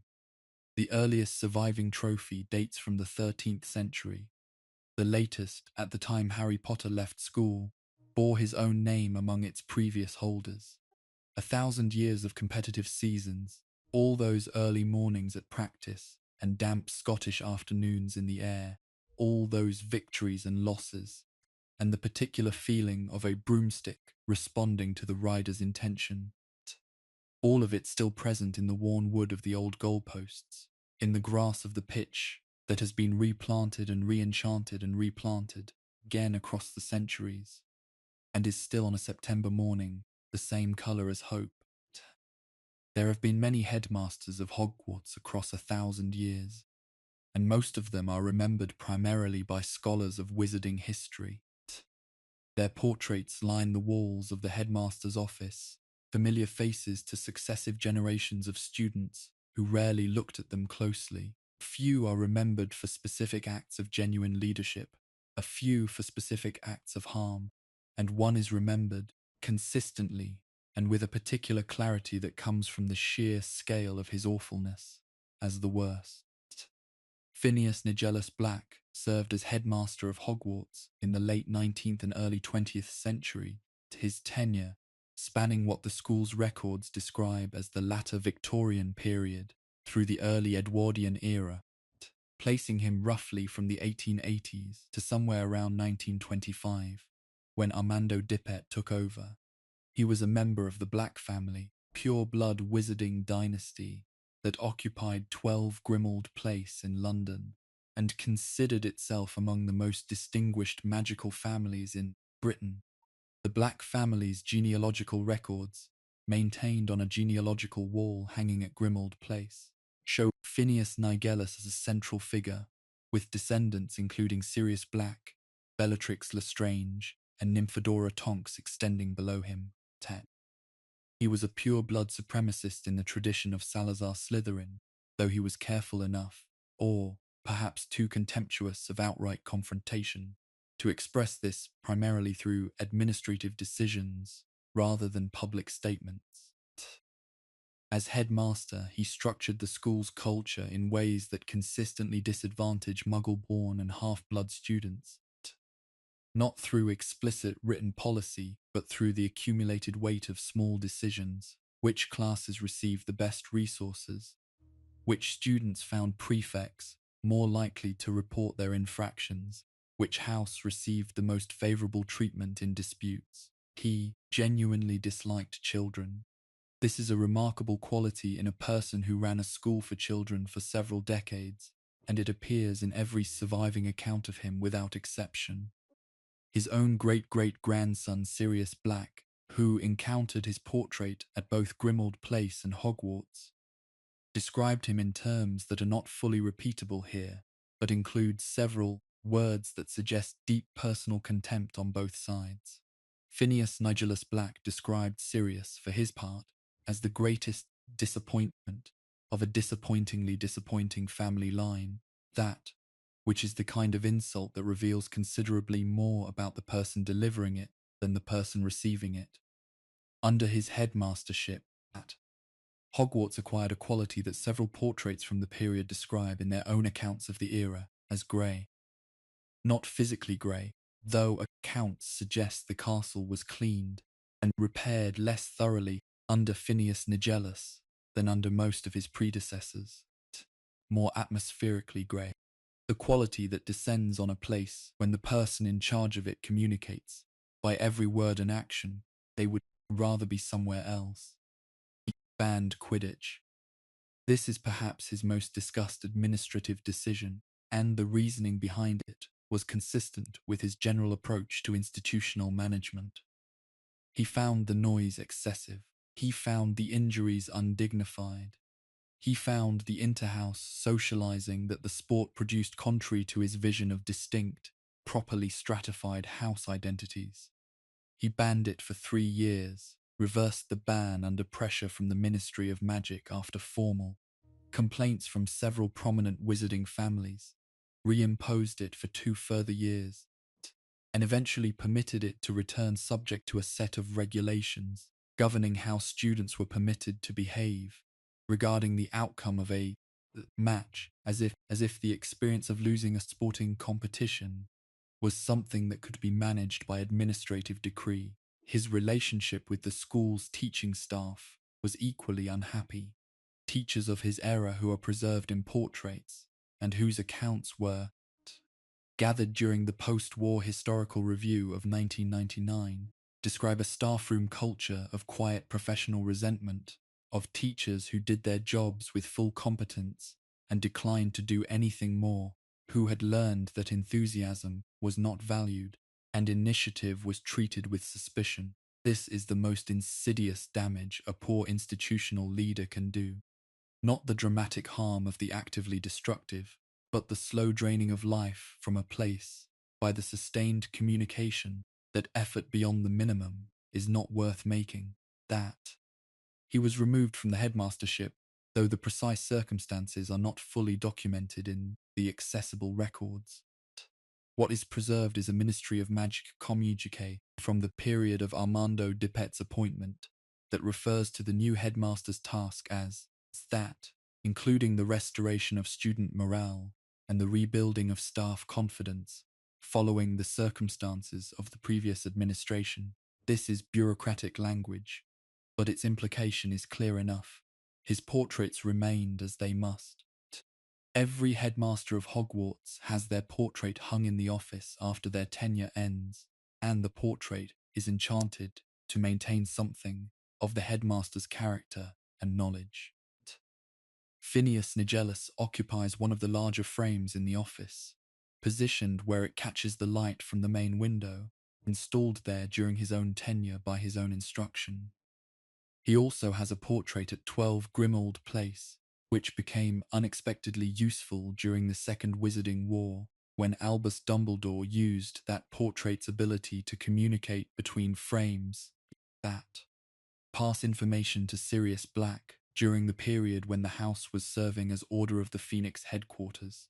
Portrait participated in these communications with what he described as reluctance and everyone else described as the first genuinely useful thing he had done in living memory. His legacy at Hogwarts is the legacy every institution acquires when it is led, for an extended period, by someone who actively despises what the institution is for. The school he left to Armando Dippet was structurally intact, academically functional, and thoroughly demoralized. It had been run for a generation by a man who viewed the students in his care as an imposition and their enthusiasm as a coarseness to be corrected. The recovery from that takes time, and Dippet's gentle, vague warmth was at least a change in the weather, even if it was not quite the comprehensive repair the school needed. What Phineas Nigellus also left behind was something more subtle than any specific policy. A set of cultural assumptions about which students mattered that had been built into the school's informal operations over decades. These assumptions were not in any document. They were in the habitual behavior of staff who had worked under him for years, in the expectations of pure-blood students whose families had benefited from his administrative preferences, that, in the pattern of which students were recognized and which were overlooked. Dismantling informal prejudice is harder than removing formal policy, because informal prejudice does not have a face or a signature. It simply exists, passing from one generation to the next without anyone noticing the transmission. Albus Dumbledore, when he eventually became headmaster some decades after Phineas Nigellus's departure, identified this inheritance clearly. That his approach to it was characteristically patient and effective. He did not attack it directly, which would have produced defensive resistance. He built, year by year, a culture in which those assumptions had less and less room to function, replacing them with something that drew on Hufflepuff's founding principles, and had no patience for distinctions that Dumbledore considered both morally wrong and practically counterproductive. If you are still with us and finding this helpful for sleep, now would be a wonderful time to leave a like on the video. It takes a single tap, and it genuinely helps this channel reach more people who might something like this to fall asleep to. If you have a friend or family member who loves Harry Potter lore, please share this with them. They will thank you tomorrow morning, and if you have not yet subscribed, there is a button right below this video. We would love to have you back for the next story. Now back to Hogwarts. The years between Phineas Nigellus Black's departure and Armando Dippet's full authority at the school were years of slow institutional recovery, the kind of healing that does not happen through dramatic gestures, but through the accumulation of small, consistent improvements, that the staff room became a slightly more collegial place. Student complaints were listened to with something approaching genuine attention. Quidditch returned permanently and stayed returned. The broader wizarding world during this period was not peaceful, and the school was not insulated from it. The early years of the 20th century brought events that reverberated through every wizarding community in Europe. The Muggle world's catastrophe of the First World War, beginning in 1914, was felt in the magical community in ways that were different from, but not entirely separate from, its impact on non-magical society. Magical families lost members. Muggle-born and half-blood witches and wizards were sometimes drawn into non-magical military service before their magical connections could intercede, and the refugee movements that the war generated also moved magical people across borders in ways that disrupted established community structures. More directly relevant to the school's atmosphere was the spread of Gellert Grindelwald's ideology through European wizarding circles during the 1910s and 1920s. Grindelwald's argument that wizardkin should assert open authority over non-mad's magical society rather than continue to hide from it found adherents in Britain as well as on the continent.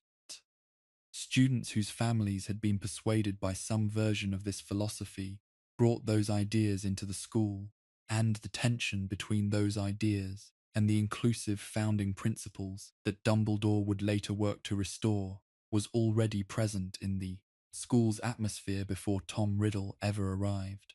The transition from Phineas Nigellus Black's era to Armando Dippet's era, and then to Dumbledore's, is not simply a sequence of personalities, but a sequence of ideas about what a school is for. This is worth being explicit about, because it shapes everything that happens during Voldemort's rise and fall. That Phineas Nigellus believed that a school's purpose was the transmission of excellence from one qualified generation to the next. Qualified, defined in terms that excluded most people. The school he ran was a filtering mechanism. It selected the already excellent and made them more so. And everything and everyone who did not fit that category was a problem to be managed or ignored. Dippet believed that a school's purpose was the production of prestige, both the school's and his own. His school selected students whose achievements would reflect well on the institution, and he confused his own admiration for those students with genuine care for them, which led him repeatedly to fail the students whose achievements were less visible and whose needs were more complex. Dumbledore believed that a school's purpose was the development of human beings, all of them, in the direction of becoming more fully themselves. The school did not select for a type. It accommodated many types, including types that were inconvenient, strange, difficult, or dangerous. Because he understood that the most important thing a school could produce was not a graduate but a person, and that persons came in all the varieties that persons come in. This difference in philosophy is the through line of Hogwarts' modern history. The school under Phineas Nigellus was strong and cold. The school under Dippet was warm and hollow.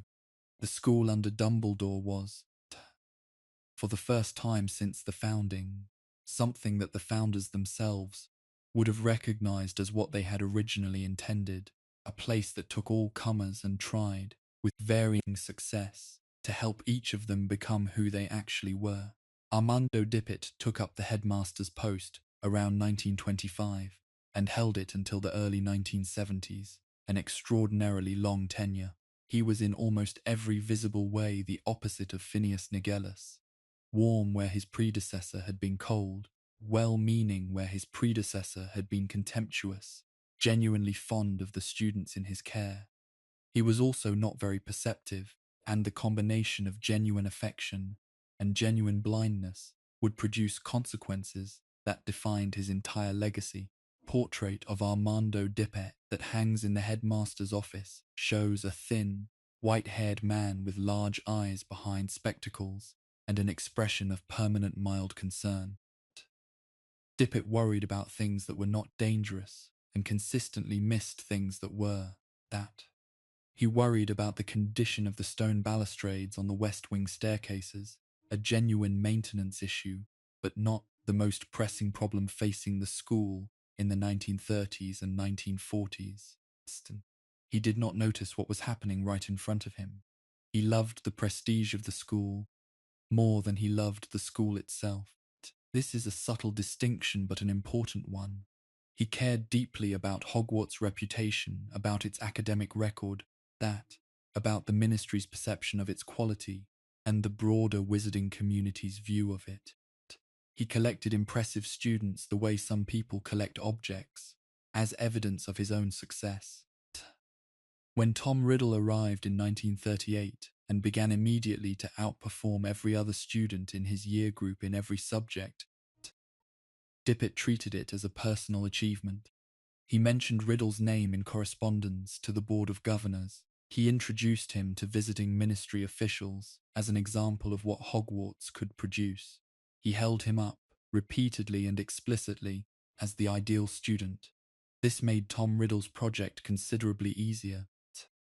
Riddle needed the headmaster's trust for reasons that had nothing to do with academic ambition. He needed to be above suspicion while he conducted his own research in parts of the castle that students were not supposed to access, while he pursued relationships with teachers that went beyond ordinary academic interest, while he explored the questions about his own heritage and capabilities that were consuming him. Dippet's admiration provided the cover he needed. The headmaster was too busy being proud of him to notice what he was actually doing. The one teacher who was not deceived was Albus Dumbledore, teaching Transfiguration during those years, watching Tom Riddle with the careful attention of someone who recognized what the combination of that level of intelligence with that particular absence of empathy was capable of producing. He said so to his headmaster in measured terms on more than one occasion. Dippet's response was consistently some version of the same thing. Surely Dumbledore was overreacting. Surely the boy was simply exceptionally talented and perhaps a bit solitary. Surely there was no reason to alarm him with unfounded suspicions. This pattern of the perceptive junior colleague warning and the comfortable senior administrator declining to hear it is one of the most common failures in the management of any institution. At Hogwarts, in this specific case, it had consequences that would take 50 years to fully resolve.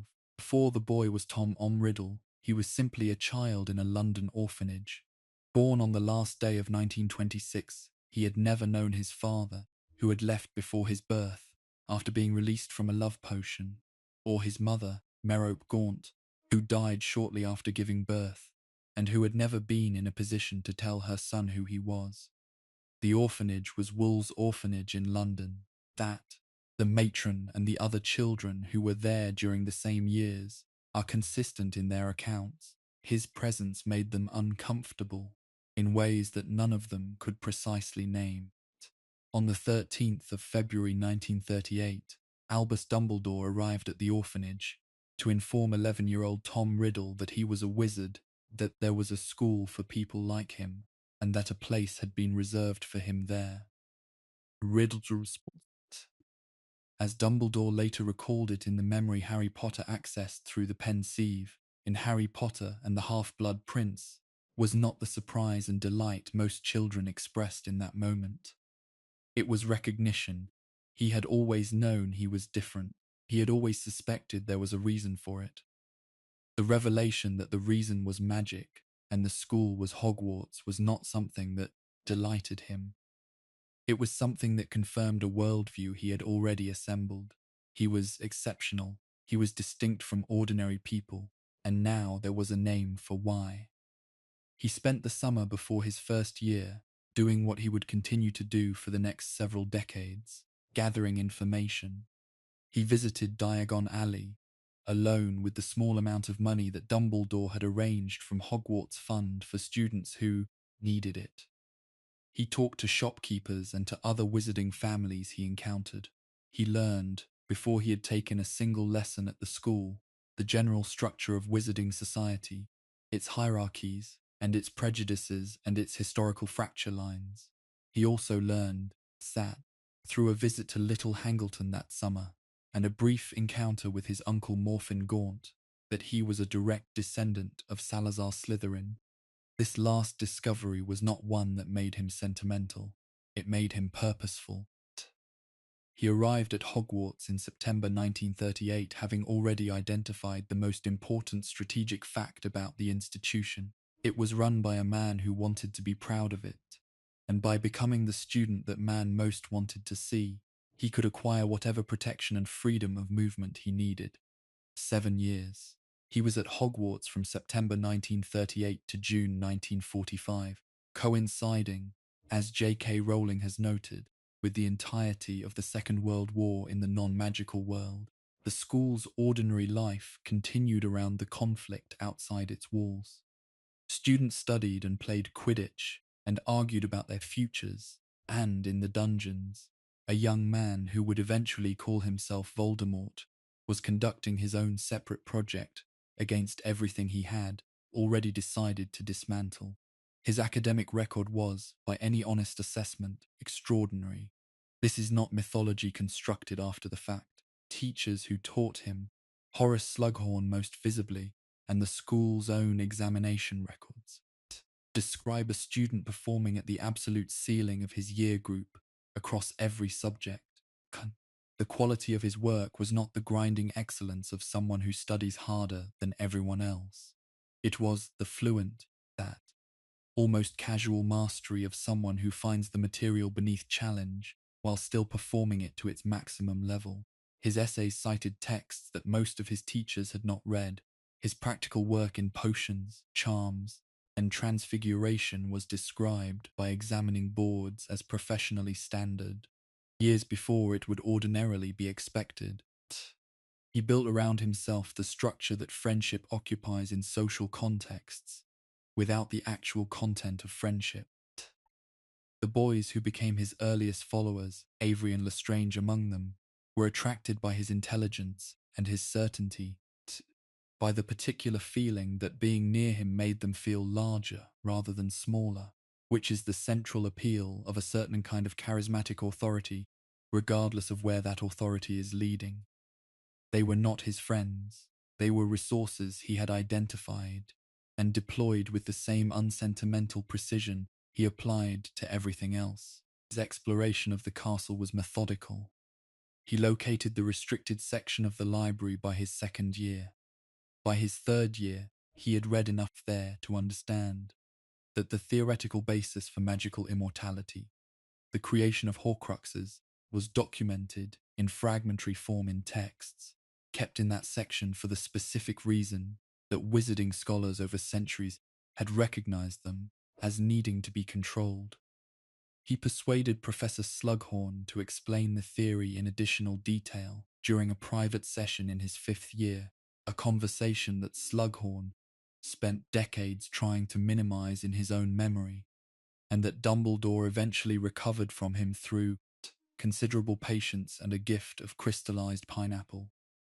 He also explored the castle's physical structure with the same systematic attention he gave to its library. The Chamber of Secrets was his primary objective from early in his school career. He knew, from his connection to the Gaunt family and from everything he had read about Slytherin, that the chamber existed and that it required Parseltongue to open. He found the entrance in the 2nd floor girls' bathroom in his 2nd or 3rd year, but he waited until his 6th year to open it fully. The reasons for that delay are not entirely clear from the historical record. Caution is the most likely explanation. He was still building his position, still establishing the institutional trust he needed, and could not afford to attract serious scrutiny before that foundation was secure. He was also developing his command of Parseltongue to the degree of confidence required to control the creature he intended to direct once the chamber was open. His discovery of Horcrux theory changed the scale of everything he was doing at the school. If he could anchor portions of his soul to physical objects through specific acts of murder, if he could become impossible to permanently kill, Then the entire project of his life shifted in scope. He was no longer simply the most capable student the school had seen. He was planning for permanence.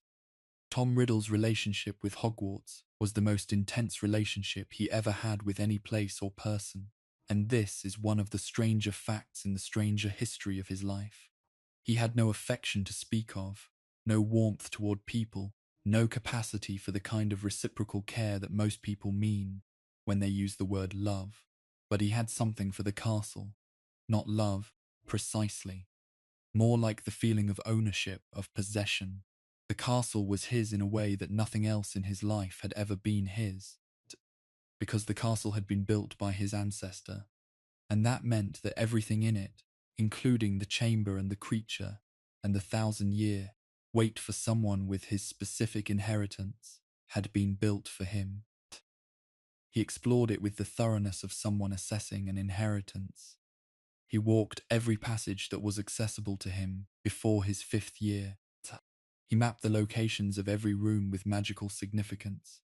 He spent 3 evenings in his 4th year in the trophy room alone, not because he was interested in the trophies, but because the trophy room was adjacent to a passage that he had identified from very old architectural plans he had found in the library, as potentially connecting to a section of the castle's lower levels that did not appear on any current map. The passage he found turned out to lead to a storage room, not to anything significant, but the process of finding it, of standing in a castle that was over 900 years old and tracing its hidden logic through fragmentary documents and physical exploration, was one of the few things he ever did that seems, in the historical record, to have produced something close to pleasure. He understood the castle in a way that most people never did. He understood it as a built thing, as the product of specific intentions. And he understood that some of those intentions had been his ancestors. He never said this to anyone. He said very little about anything that he genuinely valued, because that would have been vulnerability, and vulnerability was not something he permitted himself. But when he asked Dippet for a teaching position at the end of his final year, the motivation was not entirely strategic. He wanted to stay in the one place that had ever felt, in any sense, like his. His first Horcrux was his diary, a plain black-covered notebook purchased from a London stationer that, enchanted with a portion of his own soul, torn free through an act of murder that no one at Hogwarts was aware of. The murder was of his father's Muggle family, carried out in the summer between his 5th and 6th years in a house in Little Hangleton, attributed at the time to his uncle Morfinn Gaunt, who confessed under the influence of a false memory that Riddle had placed in him. Diary sat in his school trunk for the rest of his time at Hogwarts, a record of his interior world and a leashed weapon, waiting for a future use he had not yet determined. His control over the school's social environment during his final 2 years was comprehensive enough that when the chamber attacks began in 1942 and the administration was in open crisis, no one in authority had any reason to suspect the model prefect who was helping calm frightened younger students in the corridors. He had constructed his innocence with the same meticulous care he had given to everything else. The attacks began quietly, as the most serious crises tend to begin. A student found rigid in a corridor, eyes open and fixed, petrified in the precise magical sense of the word. The body's movement completely arrested, but life continuing beneath it in a form of suspended animation. Then another student, then another, then a cat, strung up by its tail from a torch bracket on the 2nd floor, with the words, "The Chamber of Secrets has been opened. Enemies of the hare, beware," written on the wall beside it. Hogwarts in the autumn and winter of 1942 was a school operating under the particular pressure of a crisis it could neither acknowledge publicly nor solve privately. Dippet's response was what it always was: expanded prefect patrols, urgent correspondence to the ministry, new rules governing student movement after dark, and a complete inability to identify the cause of what was happening. The students knew something was wrong. in a way that produced the specific low-level dread of not knowing where the threat was coming from. The staff knew something was wrong and found that their practical options for addressing it were limited by the headmaster's insistence that the situation was being managed. The basilisk's hunting method required the castle's pipe system to move it. It's that it travelled through the pipes that ran through the school's walls, emerging through different drains and openings, depending on Riddle's parseltongue instructions. Its killing gaze, which could kill with direct eye contact and produce full petrification with reflected or indirect contact, made it simultaneously perfectly suited to its purpose, and, by an accident of circumstance, less lethal than Slytherin had perhaps intended. Each of the creature's victims in 1942 and 1943 survived because none of them met its direct gaze. One saw it through a camera. Another caught a glimpse in the reflection of a flooded corridor. A ghost passed through its field of vision without eye contact being possible. Petrification froze them but did not kill. One encounter was different. Myrtle Warren was a Muggle-born student, a Ravenclaw in her 4th year, small and prone to crying in the second-floor bathrooms when she was upset, which was frequently because other students were unkind to her in the way that teenagers can be unkind to someone who appears unable not to mind that. She died in the bathroom where she had retreated after a particularly unpleasant encounter in the corridor on a night when the basilisk came through the sink. She looked directly into its eyes and died immediately, without pain, without time for understanding what was happening.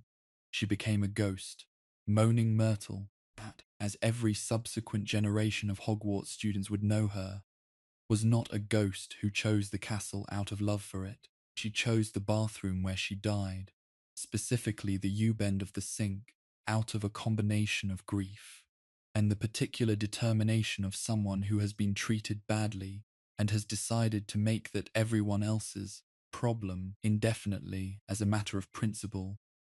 Myrtle Warren came from a Muggle family in the north of England. Her parents were not wealthy. Her father worked at a mill. Her mother was a seamstress. When the Hogwarts letter arrived, they had the response that many Muggle families had when confronted with the reality of their child's magical ability. A mixture of fear, confusion, and a love strong enough to outrun both. They sent her to the school. She was not happy there, but this is the honest accounting of her experience at Hogwarts. Before the night in 1943 when she died in the second-floor bathroom, she was not unhappy every day or in every class or with every person she encountered.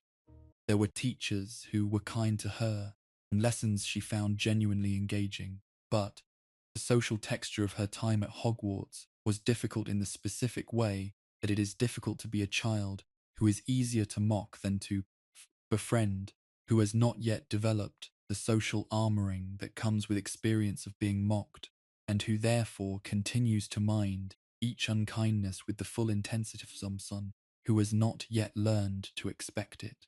She was 14 when she died. She had been crying in the second-floor bathroom because someone had said something unkind to her in the corridor. She heard a sound from one of the sinks. She opened the stall door and looked toward the sound. She died before she had time to understand what she had seen. The ghost she became was shaped by all of it, by the family she missed, and the school she had been ambivalent about, and the unkindness she had been accumulating for 3.5 years, and the moment of her death, which had been sudden and had not given her any final scene of peace or resolution or understanding.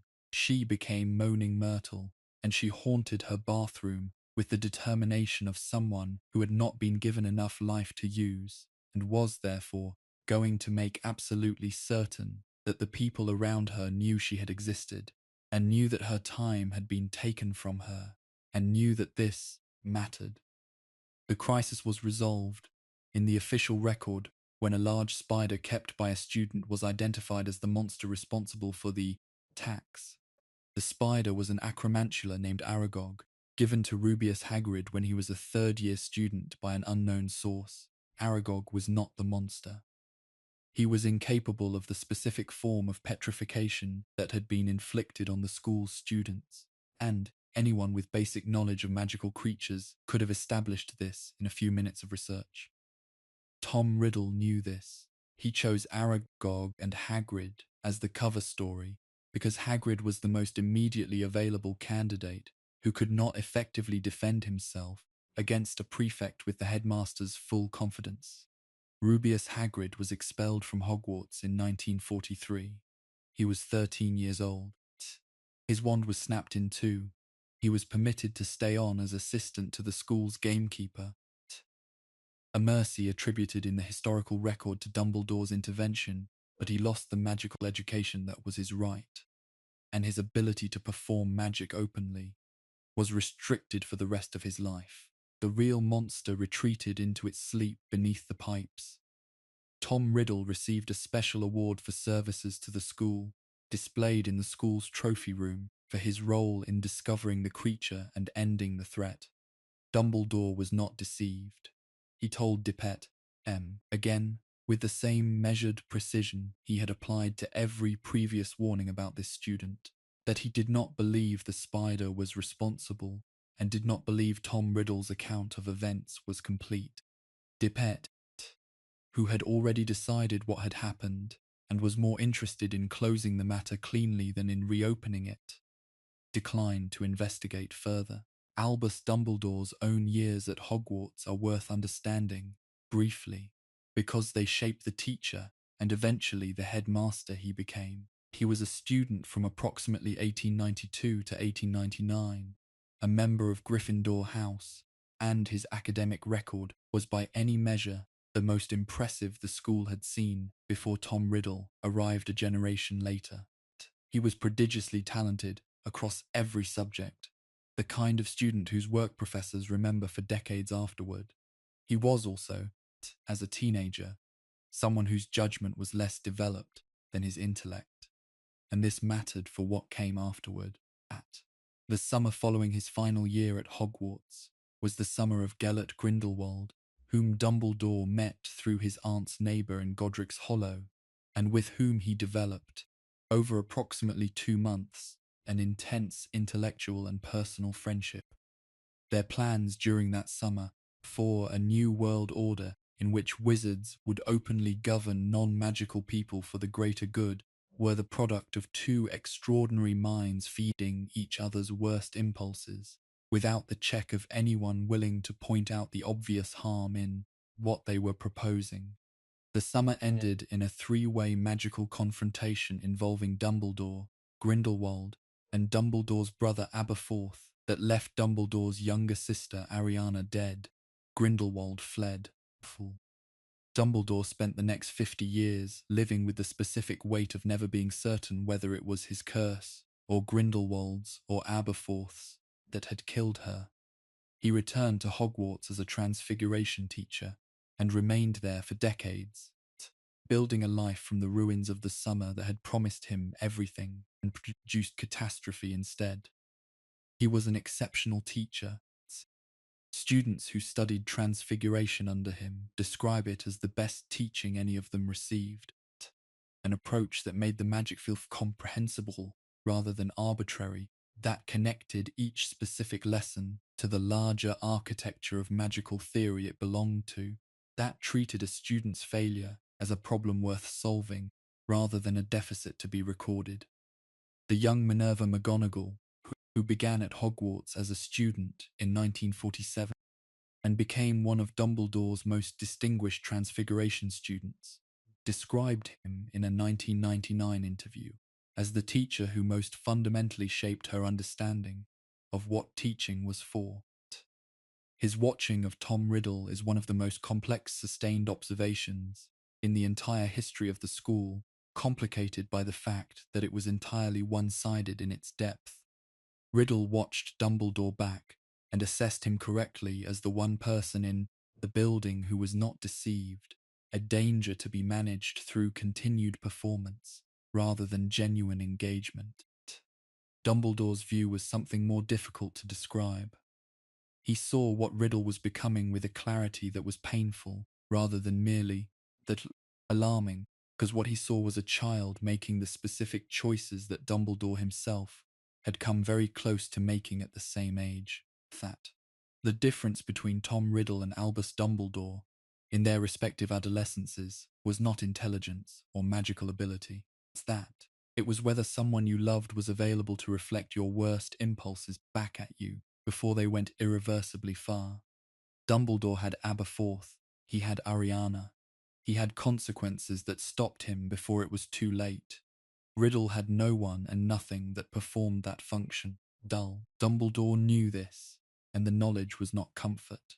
After the chamber crisis was officially closed and Hagrid was expelled, the school returned to something like normal, with the practiced efficiency of an institution that needed to believe in its own stability.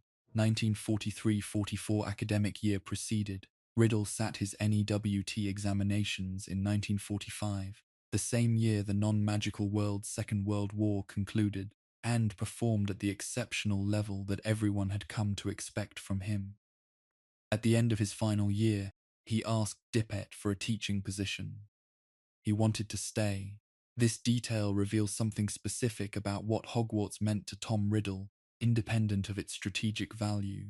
It was the first real home he had ever had, but the first place that had recognized him as something other than a strange and difficult child, the first community he had ever belonged to in any meaningful sense. He wanted it. Dippet refused him, not out of suspicion, but out of a genuine, if somewhat condescending belief that the boy was too young and would benefit from experience in the broader world before returning to an academic career. Riddle left Hogwarts in the summer of 1945 and did not return, in any form that anyone recognized, for over 50 years. What followed his departure was a period of recovery that moved at the pace of institutional healing, which is slow but real. The students who had been petrified in 1942 and 1943 recovered fully. Hagrid grew into his role as assistant gamekeeper under the old gamekeeper Og, learning the grounds and the forest with the devotion of someone who has found the work that fits exactly who they are. Dippet aged. His reliance on Dumbledore for managing the school's difficult situations increased year by year until the arrangement was less a headmaster with a trusted colleague than a figurehead with an actual decision-maker. Dumbledore applied for the defense against the dark arts position twice during this period, and was passed over both times in favor of candidates who then left after a single year. The pattern of one-year tenures for that particular position, which would become one of Hogwarts' most discussed running peculiarities over the following decades, appears to begin in the years immediately following Riddle's departure. Whether this was a coincidence or the first manifestation of something Riddle had put in place before he left is a question that the historical record does not definitively answer, though later events suggest it was not a coincidence. Armando Dippet retired in approximately 1956. The Ministry of Magic's records place his successor's appointment in that year, and the portraits in the headmaster's office confirm the sequence. The new headmaster was Albus Dumbledore, at this point in his mid-70s, and at the height of a power and reputation that were already considered, by the broader wizarding world, to be without contemporary parallel. The change was visible immediately, though not in any dramatic rearrangement. Dumbledore altered the physical office only slightly, adding his own instruments and moving the desk to face the window rather than the door. The more significant change was in the atmosphere of the place, which is something offices acquire from the people who occupy them over time, and which changes when those people change. The Hogwarts that Dumbledore ran had the quality of a place that was simultaneously completely safe and entirely unpredictable. This is a combination that is difficult to achieve and impossible to fake over decades, and Dumbledore managed it with an apparent ease that concealed an enormous amount of work. He retained staff for years, sometimes for their entire careers. He recruited teachers of genuine quality, some of whom had left the profession under Dippet's management and returned under different circumstances. Minerva McGonagall joined the Transfiguration faculty the year of his appointment. Phileas Flitwick arrived in the 1960s. Pomona Sprout in the early 1970s. Horace Slughorn had been at the school since the 1930s and remained until his retirement in 1981, beloved by former students and genuinely excellent at what he did. His tolerance was one of his defining administrative qualities. He was tolerant of Hagrid, whose formal qualifications for his role as keeper of keys and grounds were irregular at best. He was tolerant of Binns, who was dead and apparently had not noticed and continued to teach his subject with a soporific thoroughness that produced, in its own slow way, a genuine familiarity with wizarding history in generations of reluctant students. He was tolerant of Peeves, who operated in the castle on terms that no formal policy had ever successfully defined, and who treated every new attempt at regulation as a personal, creative challenge. He was also, from the beginning of his headmastership, paying attention to things that were not visible on the surface of the school's operations. He knew what was buried beneath the castle. He knew that a Horcrux was sitting in the trophy room in the form of the diary that Tom Riddle had received a special award for his alleged role in ending the chamber crisis. He did not publicize this knowledge. He worked over many years to understand the full scope of what Riddle had done and what would be required to undo it. He was also expecting Tom Riddle to come back, not to the school necessarily, but to the world, to visibility, to the pursuit of the goals that Dumbledore had watched him begin assembling at the age of 11. That expectation turned out to be correct, and when Riddle did return, he would come back as something different, something that had been almost entirely remade by the choices he had made in the years since leaving Hogwarts, carrying a name that most wizards and witches would soon find themselves unable to say aloud: Voldemort. The specific changes that Dumbledore made to the school's culture in the early years of his headmastership were not dramatic enough to produce controversies, which was entirely deliberate. He understood that the informal prejudice that Phineas Nigellus had built into the school's social structure over decades would not respond to frontal assault. It would respond to being slowly outgrown, to the accumulation of experiences and relationships that did not fit its assumptions, to the gradual replacement of a culture of hierarchy with a culture of genuine curiosity. He started with the staff room. This is where the school's daily culture is actually produced, not in the headmaster's office, not in the classrooms, but in the room where the teachers take their breaks and have their arguments and form the habits of mind that they bring with them when they stand in front of students. Dumbledore spent the first 2 years of his headmastership making the staff room a place where teachers wanted to be, where a conversation about magical theory or a disagreement about assessment practices was interesting rather than threatening, where the good qualities of every teacher were noticed and acknowledged.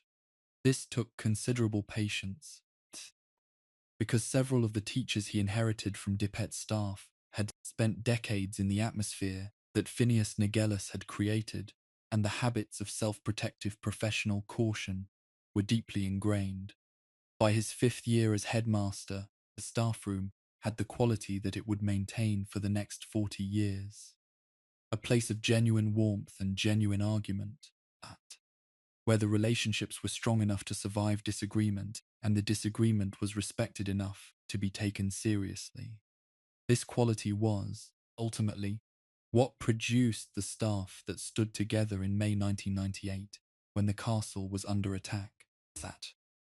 Teachers who had worked alongside each other for decades in a room like that did not need to be convinced to fight for the school. The school was already, for all of them, the thing they had spent their professional lives building and caring for. The student body that Dumbledore inherited was, in his first year as headmaster, composed primarily of young people who had been formed by Dippet's last decade, well-meaning, slightly passive, accustomed to a school culture that valued surface performance over genuine engagement. They were not bad students. They were students who had learned to perform goodness rather than develop it, which is a different thing, and which Dumbledore addressed not by criticizing what they were, but by creating conditions in which becoming more fully themselves was easier and more rewarding than performing adequacy. One of those conditions was the reinstatement of what Dumbledore called his first September address to the school, the expectation that you will disagree with me. He meant this literally, that he told the assembled students that the school's history contained headmasters who had preferred agreement to education, and that he had no intention of being one of them, and that any student who disagreed with something he said or did should say so, ideally to his face, but at minimum to a teacher they trusted. This speech was received with the particular silence of people who are not sure if what they have just heard is a trick. It was not a trick. Over the following years, that students discovered that disagreeing with Dumbledore was not only possible but occasionally enjoyable, because he engaged with the disagreement rather than dismissing it, and because he was sometimes, to their considerable satisfaction, wrong. In the years between his assumption of the headmastership and the arrival of the Marauders generation in 1971, Dumbledore built the institution that would eventually be capable of surviving the Second Wizarding War. This was not a strategic project in the way that Riddle's long-term plans were strategic. It was more organic than that. Dumbledore created conditions and then trusted the people who grew in them. He hired well. He taught well.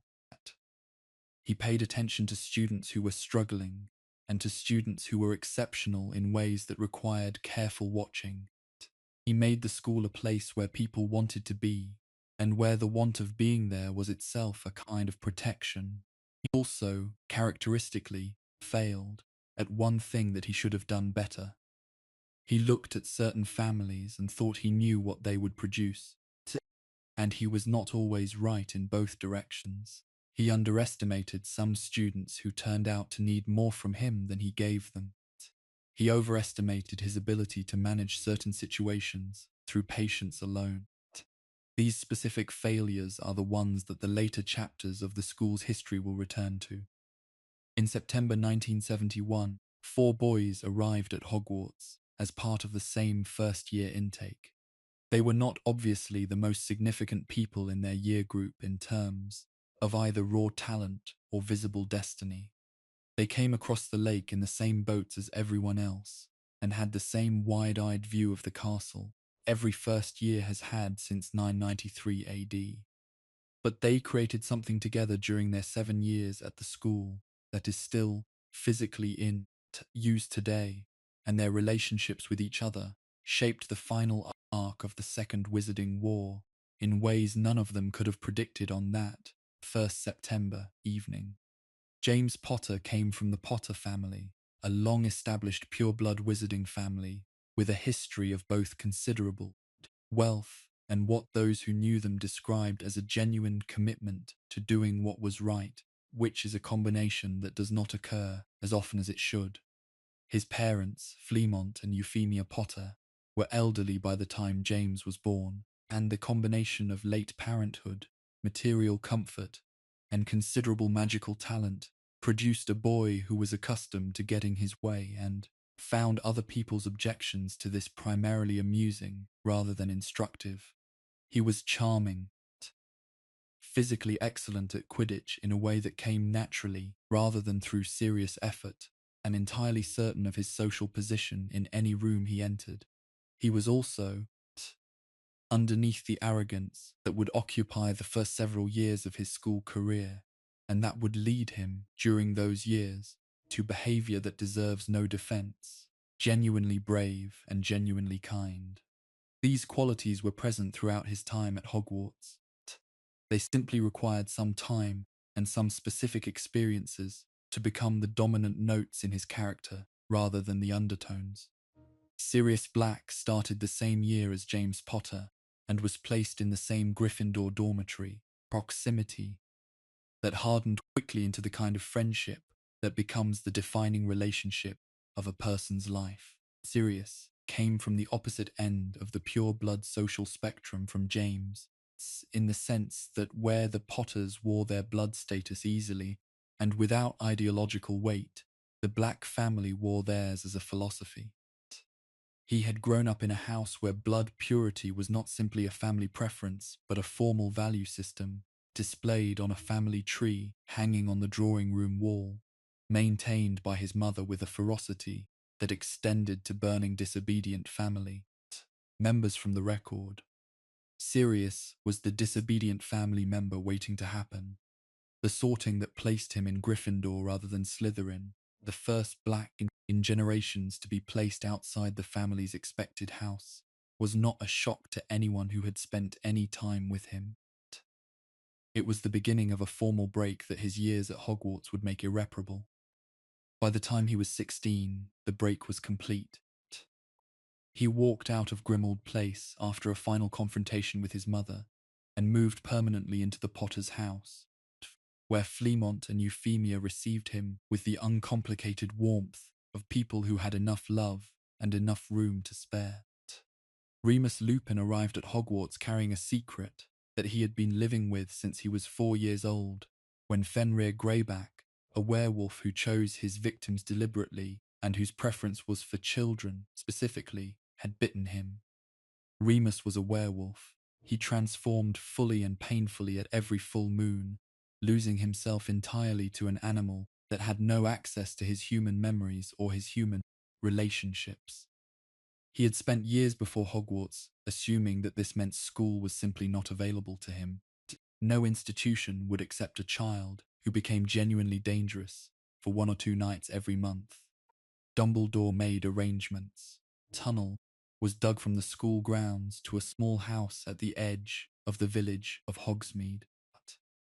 The house acquired the name, the Shrieking Shack, and a reputation as the most violently haunted building in Britain, a reputation produced entirely by the sounds Remus made during transformation. That sounds attributed by the village to ghosts, because the alternative explanation was not something the local population was prepared to consider. The Whomping Willow was planted directly above the tunnel entrance to prevent accidental discovery, that its enchantment set to attack anything that came too close to the hidden knot in its trunk, that when pressed, would still it completely. Remus spent every full moon for 7 years at the Shrieking Shack. Dumbledore told no one else what the Whomping Willow was for or what the shack was. The secrecy was protective, but it was also isolating, and it is entirely possible that Dumbledore underestimated the cost of that isolation to a boy who was already carrying more than any child should be expected to carry alone. That what Remus Lupin's years at Hogwarts required of him is worth sitting with for a moment, that because it is easy to describe his situation in terms of what was done for him, and less easy to describe what it cost him to receive those things graciously and to become, in return, the steadiest and most careful member of a group that needed steadiness and care. Every month, without exception, he got sick. That is the most basic way to describe it. For 3 nights, or sometimes 4 around the full moon, he ceased to be himself and became something dangerous. And then he came back to being himself, and he had to walk back into the school looking slightly pale and slightly unwell, and pretend that the explanation was something routine and boring. His friends knew the truth, which helped. But knowing the truth and being able to talk about it openly were different things. And there were 5 years before his friends found out, when he carried the knowledge entirely alone. He was also, during all of his years at Hogwarts, aware that if the wrong person learned what he was, everything would end. His place at the school, his friendships, his future, all of it was contingent on a secret being kept. This produced in him the specific vigilance of someone who is used to monitoring how much of themselves they can safely show in any given situation, and that vigilance, which was necessary and protective during his school years, became a habit that was very hard to put down in later life, when the need for it was somewhat reduced. What it also produced, paradoxically, was a capacity for patience and for genuine empathy with other people's concealed difficulties. that it was not something he was taught, but something that grew from his own sustained experience of carrying something alone. Students who came to Remus Lupin with problems, whether during his school years or during the brief period when he taught at Hogwarts in the early 1990s, found in him someone who listened without offering false comfort, who took what they said seriously without dramatizing it, who could sit with someone in their difficulty without requiring them to be over it quickly. These are rare qualities in any person, and they had a specific errand. He spent managing his own difficulty without anyone to show him how. Peter Pettigrew was the fourth member of what would eventually call itself the Marauders, a boy whose greatest visible talent in the early years of his schooling appeared to be his ability to attach himself to people more notable than himself and to be useful enough to them that he remained in their orbit. He was not unintelligent. He could be courageous when the social stakes seemed to require it. He was, however, constitutionally inclined to take the path of least resistance when a harder path was available, and this quality, which appeared harmless and even endearing in a school setting, would eventually produce the greatest single act of betrayal in the history of the Second Wizarding War. The Marauders discovered Remus's secret somewhere in their second or third year at the school. The evidence suggests they worked it out themselves rather than being told. James and Sirius and Peter's response was not to report it to a teacher, not to distance themselves from him, but to spend the next 3 years mastering animagus transformation, the extraordinarily difficult magic that allows a witch or wizard to take on a specific animal form voluntarily, so that they could keep Remus company during the full moon nights when he was at the shack. They did this illegally. Animagus registration has been mandatory since the relevant act was passed, and they registered with no one. Dumbledore almost certainly knew and chose not to intervene, which tells you something specific about both his priorities and his view of certain categories of rules. James became a stag, Sirius became a large black dog, Peter became a rat, the names they gave themselves based on these forms, Prongs and Padfoot, and Wormtail, with Remus becoming Moony, became the names attached to the greatest single magical project any of them undertook while still students. The Marauders map is still physically in use today, residing at a house in London in the possession of Harry Potter, who was given it by Fred and George Weasley in 1993, and who returned it to Hogwarts during the battle in 1998. A complete, enchanted map of every room, corridor, secret passage, and hidden space in Hogwarts and its grounds, with every person in the castle identified by name and represented as a set of moving ink footprints. This was their project across the middle years of their time at the school. The enchantment identifying individuals is sophisticated enough to distinguish between animagi and their human identities, to recognize werewolves in transformed state, and to operate without maintenance or renewal across decades of continuous use. They named themselves with the kind of earnest grandeur that only teenagers can deploy without irony. They used the phrase, "the Marauders," with complete seriousness. They declared that those wishing to access the map's secrets must acknowledge their existence as Messrs. Moony, Wormtail, Padfoot and Prongs, purveyors of aids to magical mischief makers. Given the actual quality of what they had created, this declaration was somewhat underselling it. There is the matter of Severus Snape, who cannot be left out of any honest account of this era. He arrived at Hogwarts the same September as James, Sirius, Peter, and Remus, sorted into Slytherin, already moving toward the pure blood ideology that was organizing itself in that house around the rising figure of Lord Voldemort. He was also, with a simultaneity that would define the tragedy of his life, in love with Lily Evans. They had been friends before the school, both from Cokeworth. They had known each other since early childhood, and Snape had recognized what Lily was, a witch, before she understood it herself. At Hogwarts, the friendship continued for a time, crossing the house divide with a determination that both of them maintained in the face of social pressure from all sides, broke in their 5th year. The specific incident was Snape calling Lily a mudblood in a moment of humiliated rage after James and Sirius had publicly humiliated him in a way that was cruel and that had no defense beyond the fact that the people delivering it found it amusing. The word, once said, could not be taken back. More significantly, it revealed the direction that Snape had been choosing for years, the ideology he had been moving toward in the Slytherin circle. Lily was the person he valued most, and he had chosen an ideology that classified her as subhuman. James Potter's behavior towards Snape across those middle school years was not forgivable simply because Snape's ideology was wrong. Cruelty was real, it was sustained, and it was performed in front of audiences in ways specifically designed to maximize humiliation. Several teachers witnessed it without serious intervention, and James's considerable social capital and Quidditch value protected him from the consequences that should have followed. This is part of the complete historical record of that era at Hogwarts, and cannot be separated from the account of who Severus Snape became. They graduated in 1978.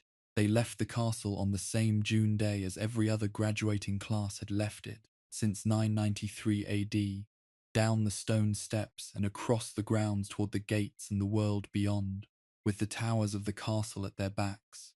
They were 18 and 19 years old. The war outside the school's walls had been building for years and would intensify dramatically in the months after their departure. They were walking directly into it. James and Lily married the same year they left school. Sirius, James, Remus, Peter all joined the Order of the Phoenix, Dumbledore's private resistance network against Voldemort, within months of graduating.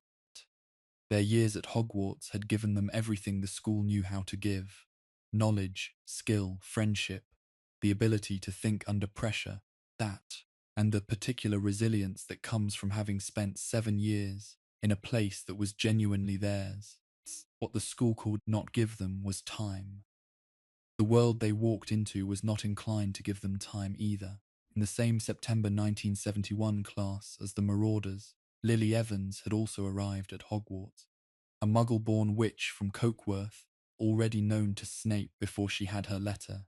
She was sorted into Gryffindor, and across 7 years, she developed into a witch of exceptional ability and character, someone the entire school recognized as genuinely good in the way that is rarer than talent.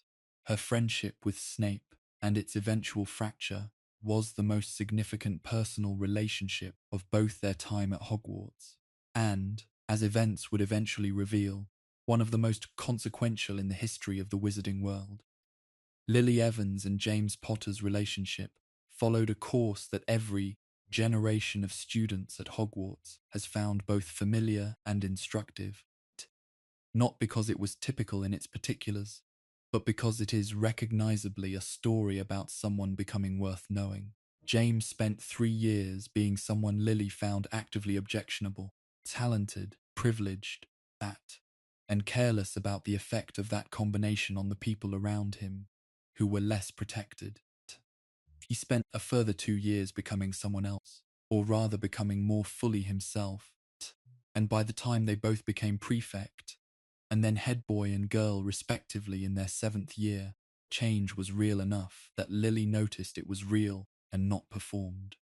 They graduated together in 1978 and were married later that year.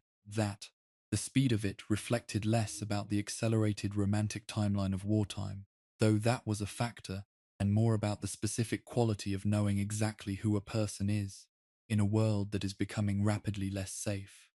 When you know, you know. The year 1977 brought James Potter to the position of head boy, an appointment that surprised everyone who had watched his behavior in years 3 through 5, and surprised James himself rather more than he showed. The appointment came with the implicit expectation from Dumbledore, communicated in the specific Dumbledore way of saying nothing directly but making everything clear, that the qualities which had been present in James throughout his school years but had been obscured by other qualities, were now expected to come forward. James understood this. He also understood that it came in large part because of Lily Evans, whose opinion of him he had spent 3 years unsuccessfully trying to improve, and who had made it comprehensively clear that she found the version of him from their middle school years disappointing. The version of James Potter that emerged in the final 2 years of his schooling was not a performance. It was simply James Potter minus the specific insecurities that had produced his worst behavior. Insecurities about the gap between who he was and who he wanted to be, resolved at last by circumstances that made it possible to act on the gap rather than just to be troubled by it. The map in its final form was completed before they left school, and the question of what to do with it caused the Marauders genuine difficulty. It was too useful to destroy. It was too dangerous to leave behind for just anyone to find. In the end, they left it in the castle, hidden behind a removable brick in a corridor on the 3rd floor. In the specific way of people who are leaving something valuable somewhere they expect to come back to. None of them did come back, not in any way they had planned, and the map sat in the castle for 13 years before George Weasley, exploring the same corridor under entirely different circumstances, found it. The choice to leave it behind was, in retrospect, one of the small decisions of the era that had large consequences. The map eventually ended up in Filch's confiscations drawer, and then in Fred and George Weasley's possession, and then in Harry Potter's hands at the precise moment when he needed it most. In the 3rd year, when Sirius Black had escaped from Azkaban, and the grounds were being monitored by Dementors, and Peter Pettigrew was living as a rat in a dormitory 1 floor above Harry's bed. The Marauders' map, designed to find exactly what it found him. This is either coincidence or the castle's specific kind of patience, the same patience that sometimes sent the right book to the right shelf, or turned a staircase at the right moment. After 1,000 years of watching young people learn and struggle and occasionally save each other, Hogwarts had developed its own opinions about which things needed to be in which hands. In the same September 1971 class as the Marauders, Lily Evans had also started at Hogwarts, a Muggle-born witch from Cokeworth, already known to Snape before she had her letter. She was sorted into Gryffindor, and across 7 years she developed into a witch of exceptional ability and character, someone the entire school recognized as genuinely good in the way that is rarer than talent. She graduated in 1978, married James Potter, and died 3 years later at the age of 21, on the night she chose to stand between her infant son and the most dangerous dark wizard in a century. That choice, and what it produced, is the reason the school still stands. By the time the Marauders were in their 5th and 6th years at Hogwarts, the relationship between the school and the world outside its walls had changed in ways that were impossible for students to ignore, regardless of how carefully the staff tried to manage the information. Lord Voldemort, who had spent the 15 years since leaving Hogwarts in 1945 building his power, gathering followers, and creating the Horcruxes that would make him, he believed, impossible to permanently destroy, had emerged openly in the late 1960s as the most dangerous figure the British wizarding world had encountered in a generation. Students in the mid-1970s arrived at Hogwarts each September, knowing that families in their communities were being attacked. They knew that the dark mark had appeared over houses in their neighborhoods. They knew, with the particular certainty children carry when adults around them are carefully not saying something, that the war outside was intensifying, and that the protective enchantments of the school were not the same as safety in the broader world. Dumbledore's response was deliberate and specific. He added to the castle's protective enchantments during the late 1970s, strengthening the perimeter in ways that had not been necessary since the school's founding. He held assemblies in the Great Hall where he addressed the situation with the direct honesty he considered his students owed. refusing to pretend the threat was smaller than it was, refusing equally to let the school become so focused on the fear outside that it forgot what it was for inside. He continued teaching, continued celebrating the ordinary milestones of school life, continued expecting the academic year to proceed and the Quidditch season to complete, on the principle that the education of young witches and wizards in the knowledge and skills they would need was precisely what mattered most when the world outside was attempting to make such education impossible. The graduating classes of the late 1970s walked out of Hogwarts into a wizarding Britain where the question was not whether the war would affect you, but how and when. Families were losing members. Former students were joining either Voldemort's followers or Dumbledore's order, or were attempting to stay neutral in a conflict that was increasingly unwilling to allow neutrality. The Ministry of Magic was functioning but compromised by internal infiltration. Within the school, the war's shadow manifested in specific ways. Students from families with Death Eater connections brought the ideology into the school, that and the social dynamics of Slytherin House, in particular during those years, reflected the divisions of the world outside. Students who were Muggle-born or half-blood felt a pressure that was harder to name than direct hostility, but was present in the daily texture of school life in ways that the previous generation had not experienced. Dumbledore was aware of this, that his approach to it was the same as his approach to most things he could not fully control through institutional means. He built the culture of the school in the directions he wanted it to go. He supported the teachers and students who embodied those values. He confronted specific incidents of genuine harm directly, and he waited for the longer arc of things to move.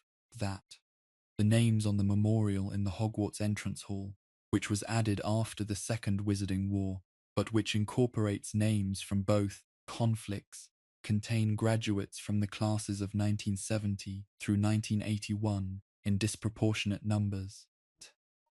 These were the students who left Hogwarts directly into Voldemort's war, some to fight for the Order, some to fight for the Death Eaters, some to try to remain uninvolved in a conflict that had decided not to allow neutrality. The class of 1978, which included James Potter, Sirius Black, Lily Evans, Remus Lupin, Peter Pettigrew, and Severus Snape, lost a higher percentage of its members to the war's casualties than any other graduating class in the school's history. This is the final measure of what was at stake in those years, that, not the political argument about blood purity or the ideological contest between Dumbledore and Voldemort, important as both were. The final measure is the names on the memorial, the children who sat in the great hall under the enchanted ceiling and ate their meals and complained about their homework and fell in love and argued about Quidditch, and who then left the school and died in a war before many of them were old enough to have genuinely adult lives. Hogwarts does not forget its graduates. The portraits in the corridors and classrooms have been watching students arrive and leave since the 15th century, and the portraits of the students who left in those years and did not come back are sometimes still visible, watching the current generation of students with the particular attention of people who know how precious an ordinary day at school actually is. Whether this was wisdom or an excess of patience in the face of a crisis that required something more direct is a question that reasonable people who lived through those years hold different views on. Dumbledore was also, throughout the 1970s, beginning to understand the full extent of what Tom Riddle had created. The Horcruxes were being mapped. The diary was known. He had strong candidates for others. His certainty that Voldemort would not be permanently defeated by anything short of destroying every last fragment of soul was growing with each year's research, and this knowledge, which he held alone for many years before circumstances forced him to share parts of it, shaped every decision he made as the war intensified. Before we reach the final chapter of this history, if you have been with us all the way through tonight and found this helpful for sleep, please do subscribe to the channel if you have not yet done so. We make these long-form lore videos specifically for nights like this one, for the listeners who want something rich and detailed and calm to drift away to. Your subscription means we can keep making them. Leave a comment below telling us which part of tonight's history you found most fascinating, and let us know what subject you would like us to explore next. We read every comment. Now, the final chapter. On the night of October 31st, 1981, Lord Voldemort came to a house in Godric's Hollow in the West Country of England and killed James and Lily Potter. Their son Harry, 15 months old, survived. The killing curse that Voldemort cast at the child rebounded, destroying the Dark Lord's physical form and scattering the fragments of soul that decades of Horcrux creation had left him with. The war ended that night, not through a battle, but through an infant who lived when no one in the history of magic had survived that curse before. Hogwarts did not feel this as a clean ending. It felt it as a sudden absence of pressure, a change in the quality of the air.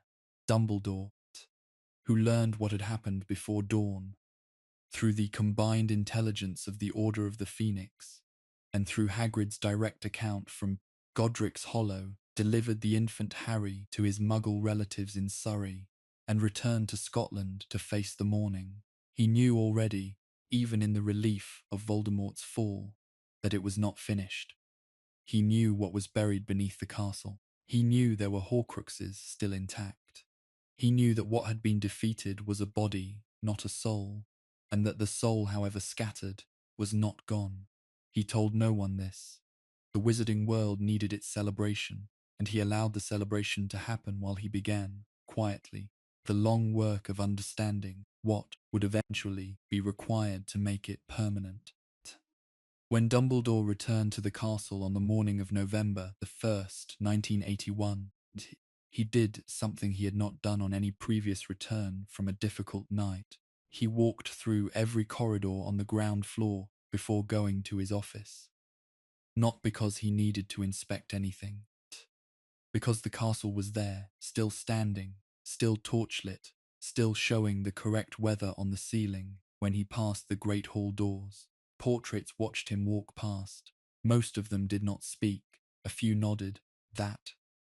He paused for a moment at the portrait of a former headmaster from the 16th century, a man in a painted ruff who had presided over the school during the worst of the Tudor-era witch trials, and who had kept the school open through all of it. And they looked at each other without saying anything. And then Dumbledore continued down the corridor toward his office. Castle had been through worse than this. He knew that. The castle had been through a monster in its pipes, and a war on its doorstep, and a headmaster who hated its students. It was still standing. It would still be standing, he believed, when whatever came next was over. He was not certain about many things that morning. He was certain about that. The school's next intake arrived in September 1982, into a wizarding world that was in the complicated condition of relief. Voldemort was gone. His followers were scattered, imprisoned, or claiming the Imperious Curse as their defense. The Dementors who had been accompanying Death Eaters returned to Azkaban. The long collective breath of the wizarding world relaxed. The decade between the end of the First Wizarding War and the arrival of Harry Potter in 1991 was, for Hogwarts, the most genuinely peaceful period the school had known since before Slytherin's departure from the founding partnership. Students came and went without the low-level dread that had characterized the late 1970s. Quidditch was played without the knowledge that some of the families in the stands had people in hiding or in Azkaban.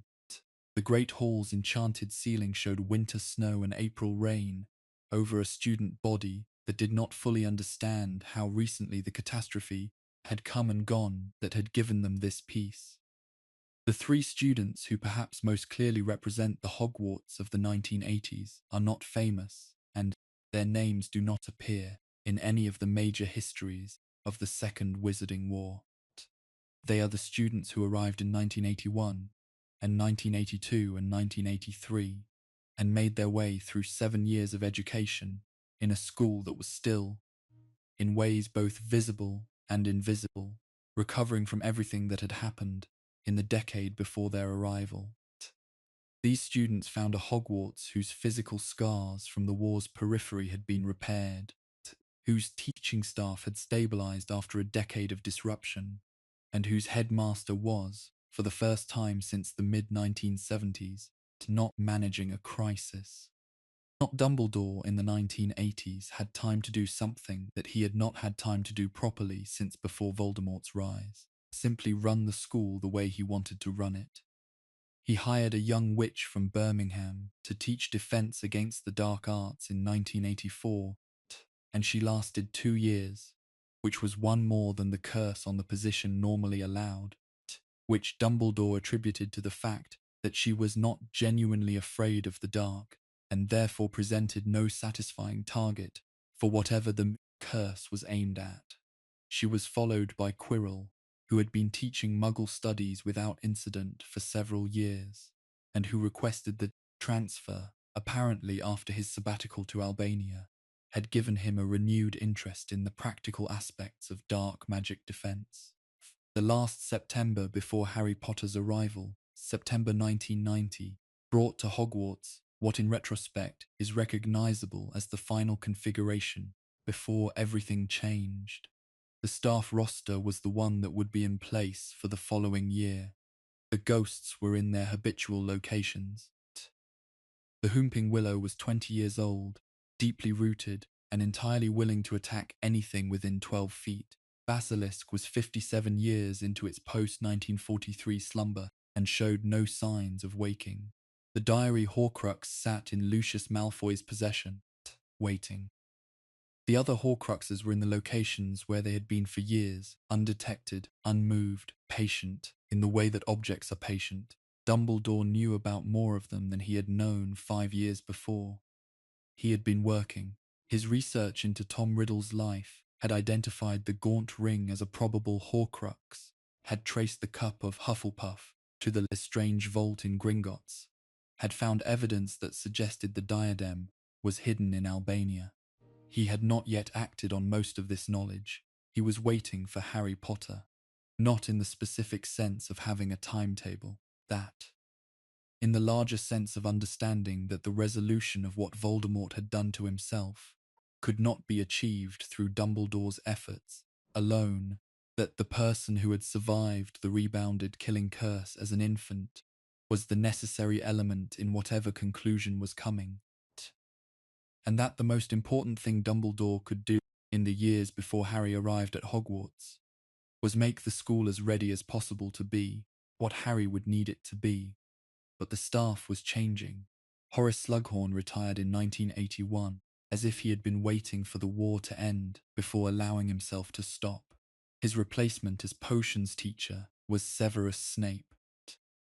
21 years old when he started, a year younger than the first cohort of 7th years he taught, brought in under circumstances that Dumbledore alone understood and chose not to explain to anyone else. Snape was brilliant at his subject and knew it, and his combination of genuine potions mastery with an absolute inability to perform warmth toward students he was not specifically motivated to be warm, to define his teaching career from the first lesson of the first year through everything that followed. Severus Snape's teaching in the early 1980s is worth examining in its own right, separate from everything that would later be known about him, because it illustrates something important about the school's character.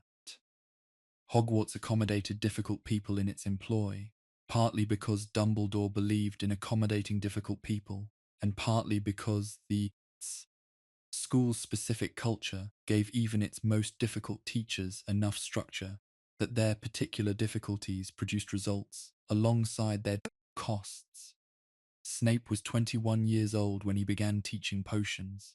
He had come to Dumbledore the year before with information about a Death Eater, planned to attack the family of a woman he had loved since childhood, the woman whose death had destroyed whatever remained of his capacity for self, deception about what his choices had made him. Dumbledore had accepted the information, confirmed it, and offered in return the only protection he could actually provide. Employment at Hogwarts, the one place in Britain where Dumbledore's personal authority was sufficient to guarantee a double agent's physical safety. What Snape knew, and what Dumbledore knew, and what no one else knew, was that this protection was contingent on Voldemort's belief that Snape remained loyal to him. Maintaining that belief required Snape to continue acting in every interaction outside the school's walls, as though he was still a committed Death Eater. The sustained performance of this over years, across decades of ordinary school life, that was an act of extraordinary sustained willpower, and it did something to Snape's personality that is visible in every interaction he had with students who were not Slytherin, a kind of controlled anger that was partly Snape's natural temperament, and partly the specific psychological cost of spending 20 years performing a self you despise. He was not a good teacher in the conventional sense.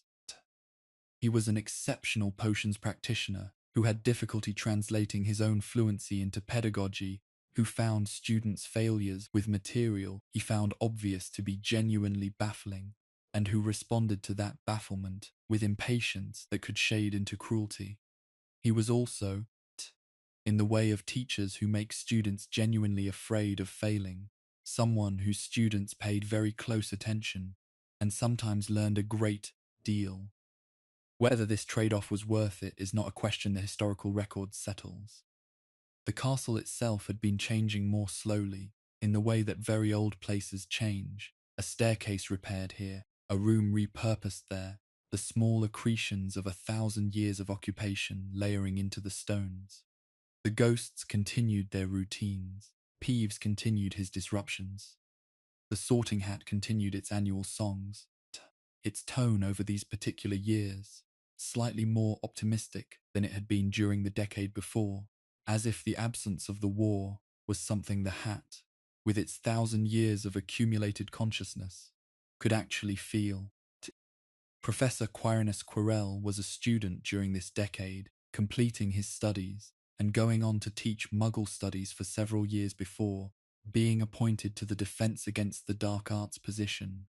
He was, during his student years, a quiet and serious academic young man who seemed to have no particular claim on anyone's attention. What would happen to him in the years between his appointment to Defense Against the Dark Arts and the autumn of 1991, specifically during a sabbatical journey to Albania, belongs to a later story. What matters here is that he passed through Hogwarts without leaving a mark that anyone recognized as significant. The castle had seen that before, of course. The most significant people in its history had not always announced themselves. Dumbledore worked. He identified Horcruxes with the methodical patience of someone who had decided that thoroughness mattered more than speed. His correspondence from the 1980s, portions of which became available through the post-war documentation review, a man reconstructing Tom Riddle's life from the outside, tracing every point at which circumstances suggested an intentional soul-splitting had occurred. He had the diary. He believed there were others, and he had strong candidates for what they were. In the late 1980s, he made a request to Nicolas Flamel, the French alchemist, who had spent 6 centuries in the company of his philosopher's stone. He asked to borrow it for safekeeping. Flamel agreed. The stone was moved from Gringotts to Hogwarts and installed behind a series of magical obstacles in a restricted corridor on the 3rd floor. Each obstacle designed by one of the school's senior teachers to reflect their particular specialty. Sprout contributed a devil's snare.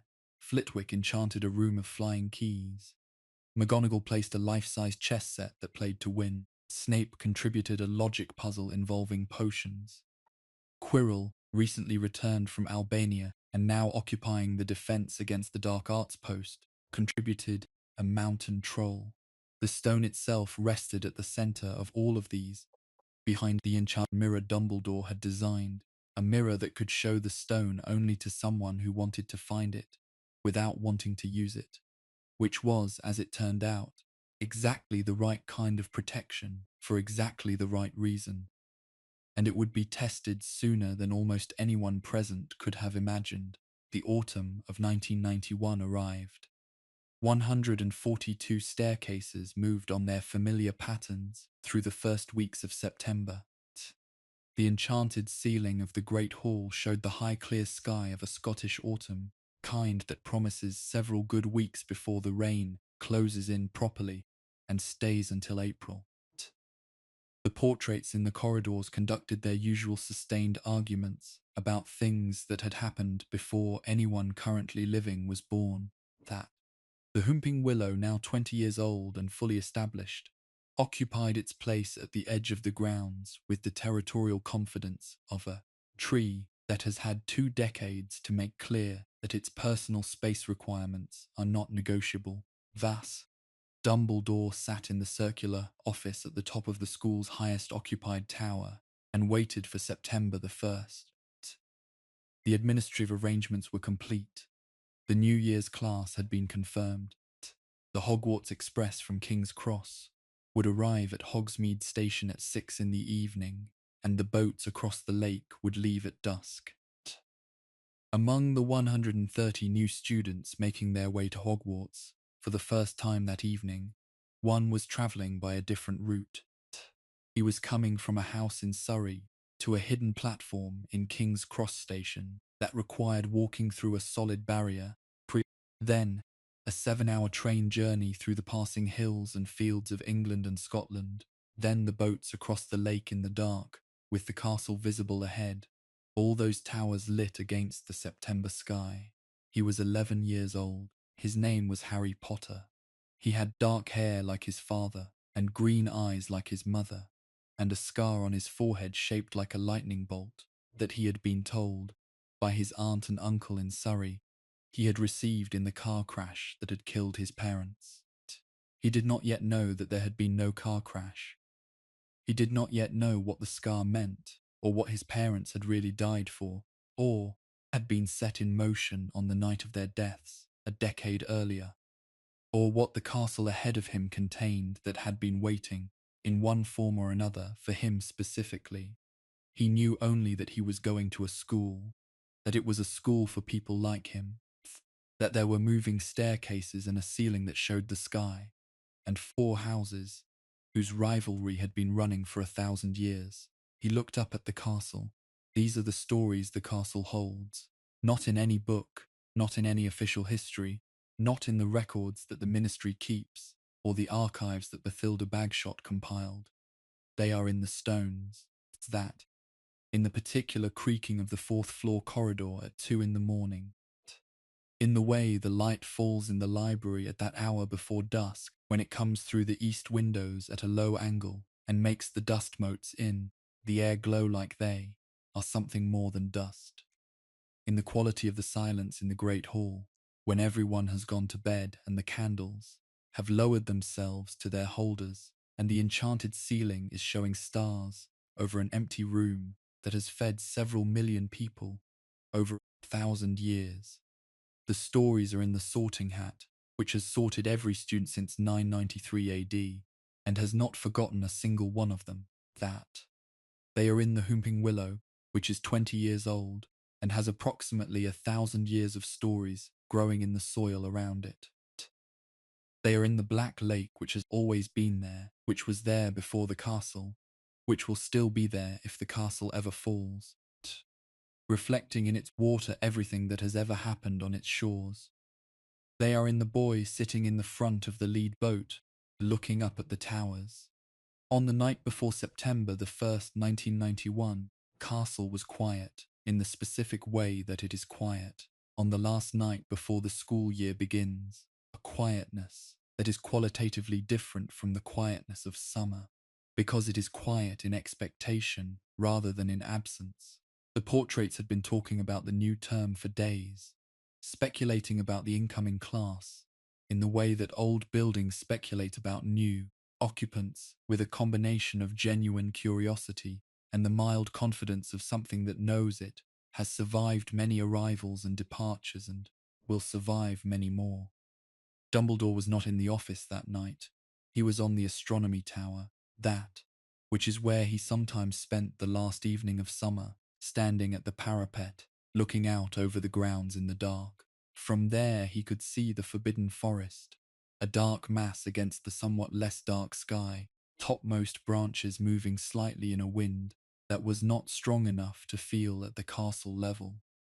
He could see the whooping willow, perfectly still, as it tended to be when there was nothing approaching it.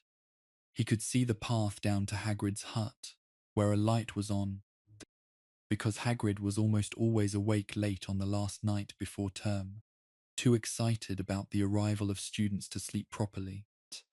Dumbledore stood at the parapet and thought about what was coming. He did not know all of it. He knew more than anyone else alive, and he did not know all of it. He knew that Harry Potter would arrive tomorrow evening. He knew that Voldemort was not gone, that the fragments of soul were still out there, that the diary was in Lucius Malfoy's hands. He knew that whatever was coming would come through this school, that the specific history of this place and the specific child who was arriving tomorrow were connected in ways that he did not yet fully understand, but that he felt as clearly as he felt the night air off the mountains. The castle behind him held 11 years of preparation. Every lesson Snape had taught, every Quidditch match McGonagall had watched from the stands with her characteristic intensity, every history of magic class Binns had taught in his pale monotone, every ghost conversation in a corridor, every portrait that had watched a student walk past. All of it was part of the school that was going to receive this boy and try to give him what he needed. The castle changes with the seasons in ways that are particular to a building this old, this large, and this deeply enchanted. In September, it still holds summer in its upper corridors, the stones warm from months of full sun on the south-facing walls, and the great hall ceiling shows the clear, sharp skies of early autumn over a room that is crackling with the energy of students who have not seen each other for 2 months. In December, the castle turns inward.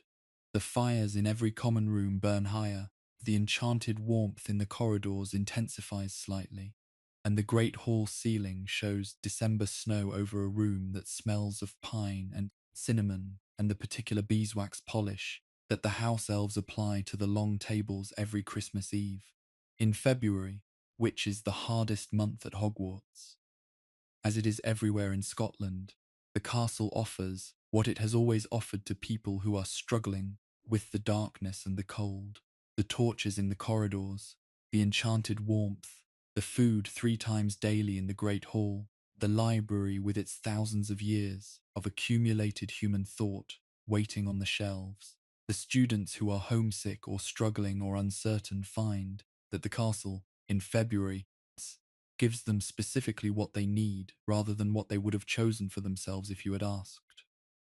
Sometimes that is company, and the room of requirement becomes a space of genuine warmth and collaboration for a group of students who needed to be together without the pressure of a lesson.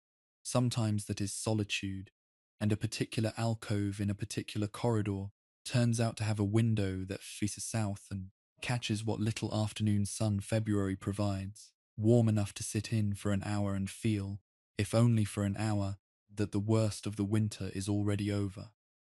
What a school gives a student is rarely what the school thinks it is giving. The formal curriculum, the subjects and the grades and the examinations, these are the school's official gift, and they matter, but they are not the thing that students carry with them into adult life with the most force. The thing that carries furthest is vaguer and harder to name, a sense of what is possible, a set of relationships that showed them what loyalty and friendship and betrayal look like in practice, a specific place whose particular character gave them something to measure other places against. Hogwarts had been giving students this immeasurable gift since 993 AD. It had given it to students during decades of plague and persecution and war and peace. It had given it to students who grew up to change the world and to students who grew up to change only their own small corner of it. Both of those things mattered. Harry Potter was going to be one of the former. He did not know this yet. On the morning of September the 1st, 1991, he knew almost nothing, that he was a wizard, that there was a school, that he had a ticket for a train from a platform that did not officially exist. He did not know about the prophecy, Tat. He did not know about the Horcruxes.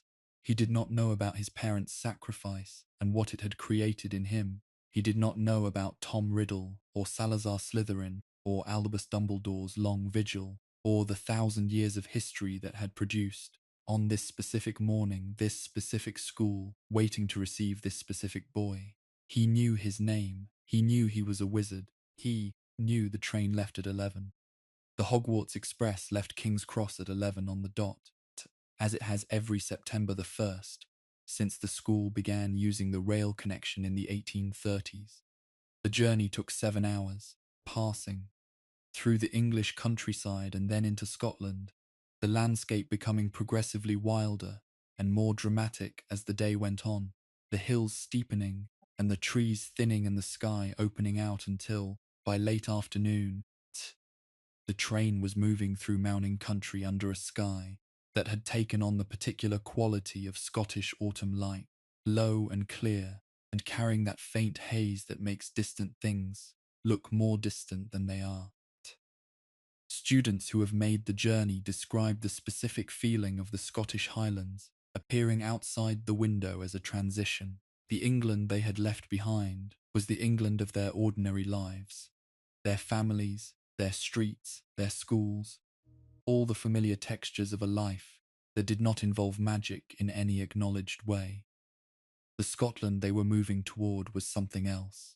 The same country, technically under the same sky, but carrying a different quality of a place where the rules that governed the rest of the world applied slightly less stringently, where the distance between what was ordinary and what was possible was somehow shorter. By the time the train arrived at Hogsmeade Station in the dark and the lanterns appeared on the platform, and the first years were separated from the rest and directed toward the voice calling, Fur's years this way, the journey had already done some of the work of preparing them. They were not the same people who had boarded at King's Cross. They were people who had spent 7 hours moving towards something new, and the anticipation of that something had been working on them quietly for all of those 7 hours, loosening the grip of what they already knew and making room for what they were about to encounter. Settle deeper into wherever you are. The story is almost done. The 1,000 years have almost been told. There are still 1,000 more years of stories waiting in the stones, stories that no book contains and no narrator can tell, because they happened in private, in dormitories and corridors, and the room of requirement, and the astronomy tower at 2 in the morning. Stories between people who are still living or have been dead for centuries, stories that the castle absorbed and held, and will hold forever without telling them to anyone. A school that has been standing for over 1,000 years accumulates, in its walls, something that is harder to name than information. It accumulates experience, in the way that a person accumulates experience. Not the facts, but the weight of them, the knowledge of what has been survived, and what was lost, and what keeps getting lost, and what keeps coming back. The Sorting Hat has this, 10 centuries of it, held in felt, that was once an ordinary hat, and is now something that has seen everything the school has seen. Portraits have portions of it, the portions their subjects were alive to witness. The ghosts have the experience of their own lives, plus the long strange experience of watching life continue without them. And the castle itself, which is older than any of them, older than the portraits and the ghosts, and the Sorting Hat, older than the school, older than the founders who built on it, the castle simply holds. It holds the chamber below and the stars above, and the 1,000 years between them, all of it, all at once, the way that very old and very patient things hold everything they have been through. Castle was old before Harry Potter was born. It was old before Voldemort was born, before Tom Riddle was born, before the Blacks had a house in Grimmauld Place, or the Potters had one in Godric's Hollow. It was old before Grindelwald, before the Statute of Secrecy, before the first Quidditch Cup was contested between houses, whose names were given by people who have been dust for centuries. The stones of Hogwarts had absorbed 1,000 years of life before the boy in the boat looked up at the towers and felt something he could not yet name, but which was, in the most precise sense possible, recognition. He had never been here before. He recognized it anyway. Because the things that Hogwarts was built to be, a place where children who were lost and strange and different could come and find out who they were, a place where being what you were was not a reason for shame but a subject worthy of study and development. These are things that a person can recognize on first encounter when they have been longing for them long enough. The school had not been perfect, that it had been run by people who despised the students in their care. It had housed a weapon aimed at children. It had expelled the innocent and honored the guilty. It had been the incubator of the worst dark wizard in a century and the training ground of those who would eventually bring him down. None of this had broken it. The castle was still standing. The ceiling was still enchanted. The Sorting Hat still sang its annual song in September, still sorted with the accumulated wisdom of 4 people who had built something together and then broken it, and whose quarrel had been echoing through the centuries ever since. Everything that was about to begin had been prepared for by everything that had come before. That the founders who built the school and the one who left it in anger, the headmasters who kept it and the ones who nearly destroyed it, the students who walked its corridors across 10 centuries, the ghosts who refused to go and the secrets that refused to surface, the brave teachers and the cowardly administrators, and the 1,000 ways in which a place can be simultaneously better and worse than it wants to be. All of it was the school, all of it was Hogwarts, and Hogwarts was still standing, still enchanted, still on that particular September evening, completely dark except for the lights in the windows, those amber and gold squares reflected in the surface of the black lake, the water that the boy in the boat was crossing for the first time, sitting in the prow of the lead boat, with the spray cold on his face, and the towers growing taller as the boats drew nearer, and the whole castle seeming to rise from the cliff as they approached, impossibly large, impossibly old, impossibly real. He had been waiting for this. He had not known what he was waiting for. Through all those years in the cupboard under the stairs, and at the school where no one was his friend, and at the dinner table where he was never quite permitted to sit comfortably, he had not known the name of the thing he needed. He knew it now. The boats came through the passage in the cliff and moved into the calm water beneath the castle. The stone arch of the door ahead was lit by torches. The sound of the water changed as the cliff closed in around them, and then they were through, and there was a dock, and there were stone steps. And at the top of the steps there was a woman in dark green robes who was waiting with the composed patience of someone who has done this exact thing 40 years in a row and finds it, each time, worth doing again. Somewhere above them, 142 staircases were moving. The enchanted ceiling was showing stars. The portraits were watching. The Sorting Hat was waiting on a stool, having spent the summer composing its annual song, and having just finished it to its own satisfaction. The great hall was lit, the tables dressed, candles floating, everything exactly as it had been, with small variations, since the night in 993 AD, when Godric Gryffindor and Helga Hufflepuff and Rowena Ravenclaw and Salazar Slytherin had sat together at a table and watched their first students eat their first meal in the castle they had built by a lake in Scotland.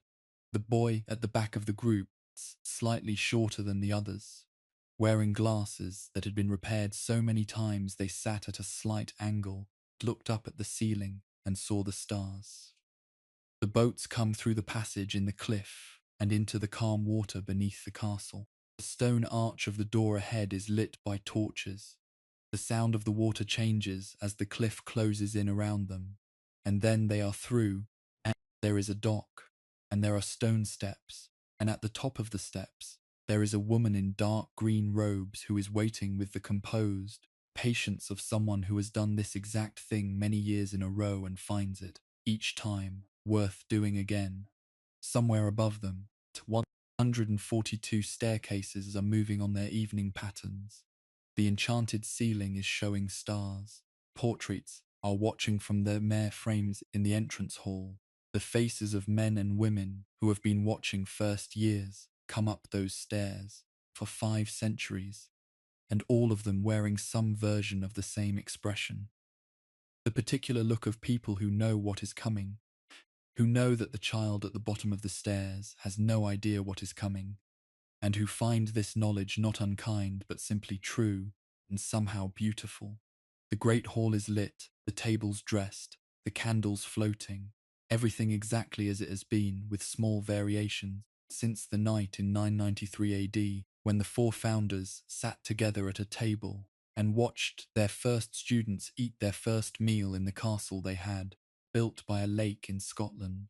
The enchanted ceiling shows the night sky over the Highlands, the same sky that is above the boats, above the castle, above the mountains, sky that has always been above this place and will always be above it, turning slowly through the night, the way it has always turned, indifferent and beautiful, of stars.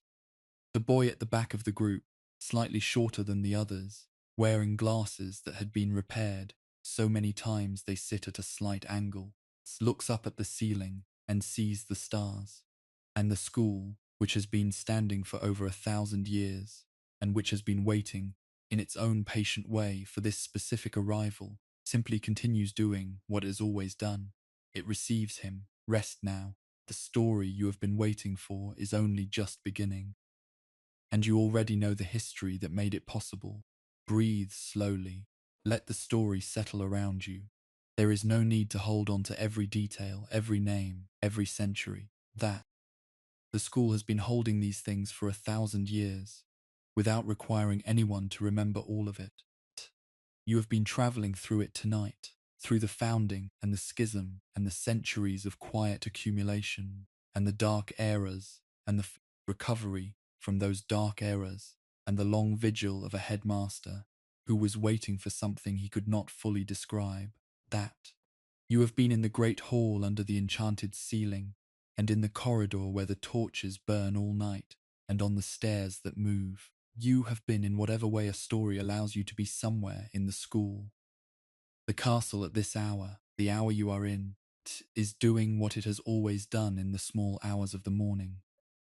Holding the sleeping students in their dormitories, portraits in their frames, the ghosts in their habitual corridors, the sorting hat in its shelf in the headmaster's office, the 1,000 years of practice and failure and patience that are in its stones.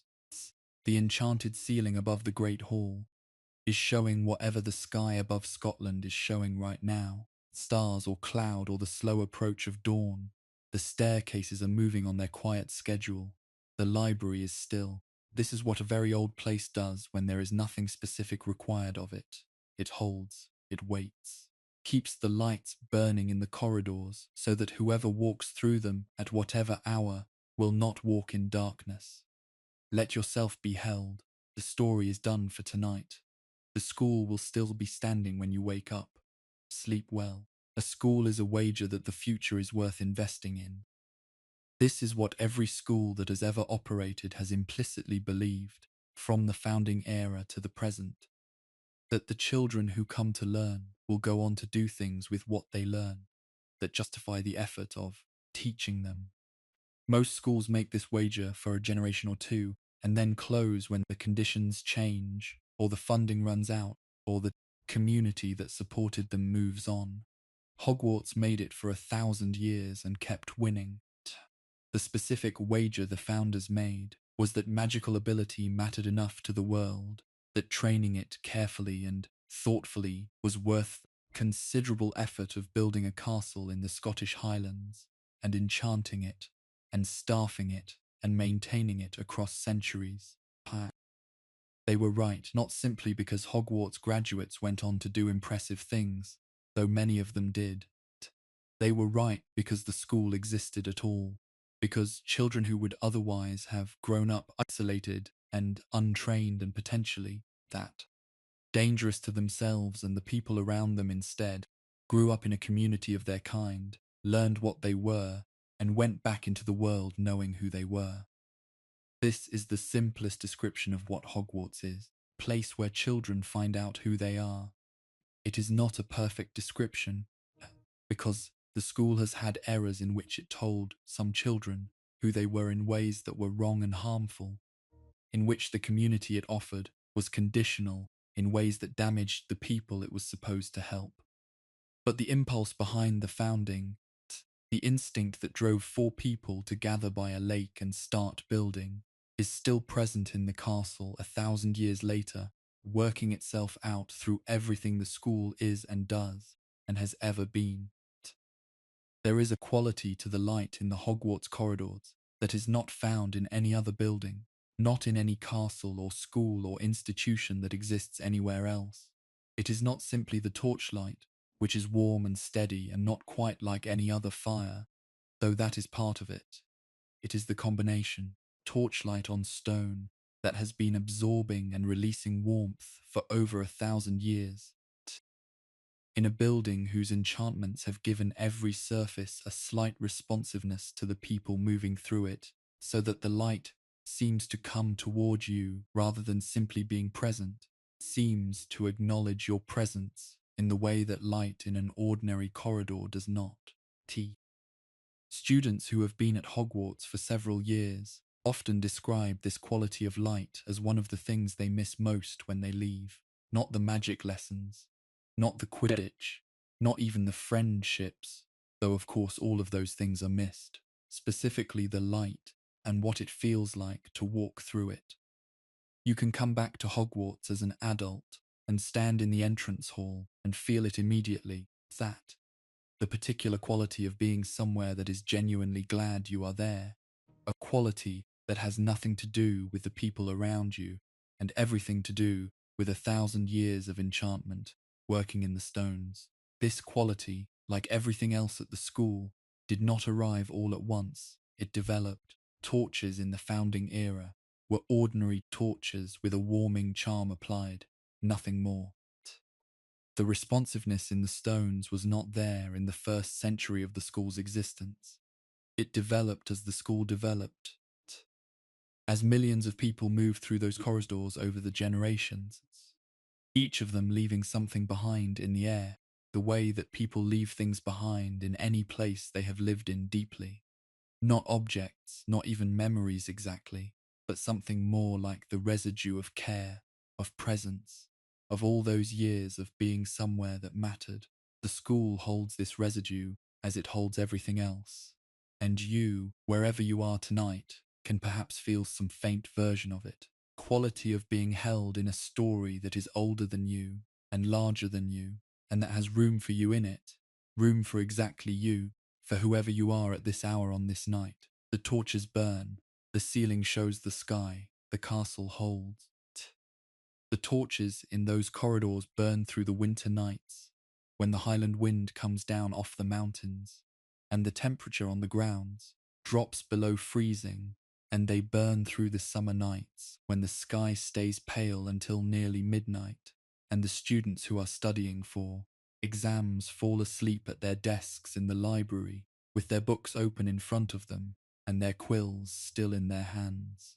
Torches burn on ordinary Thursday nights, when nothing is happening, when no dark wizard is rising, and no battle is coming, and the most significant event in the building is a minor disagreement between 2 fourth years, about whose turn it is to use the good telescope in astronomy.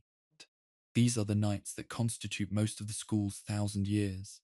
Ordinary nights, unremarkable nights. Nights when the castle is simply a school, and the people in it are simply getting on with the work of learning and growing, and finding out who they are. These are the nights the castle loves best, not the dramatic ones, though it has survived those. The ordinary ones, when the enchanted ceiling shows an unremarkable November sky, and the great hall smells of dinner, and somewhere in the building a student is having that The specific small breakthrough of understanding something they did not understand yesterday, and that understanding will stay with them for the rest of their life. Sleep well.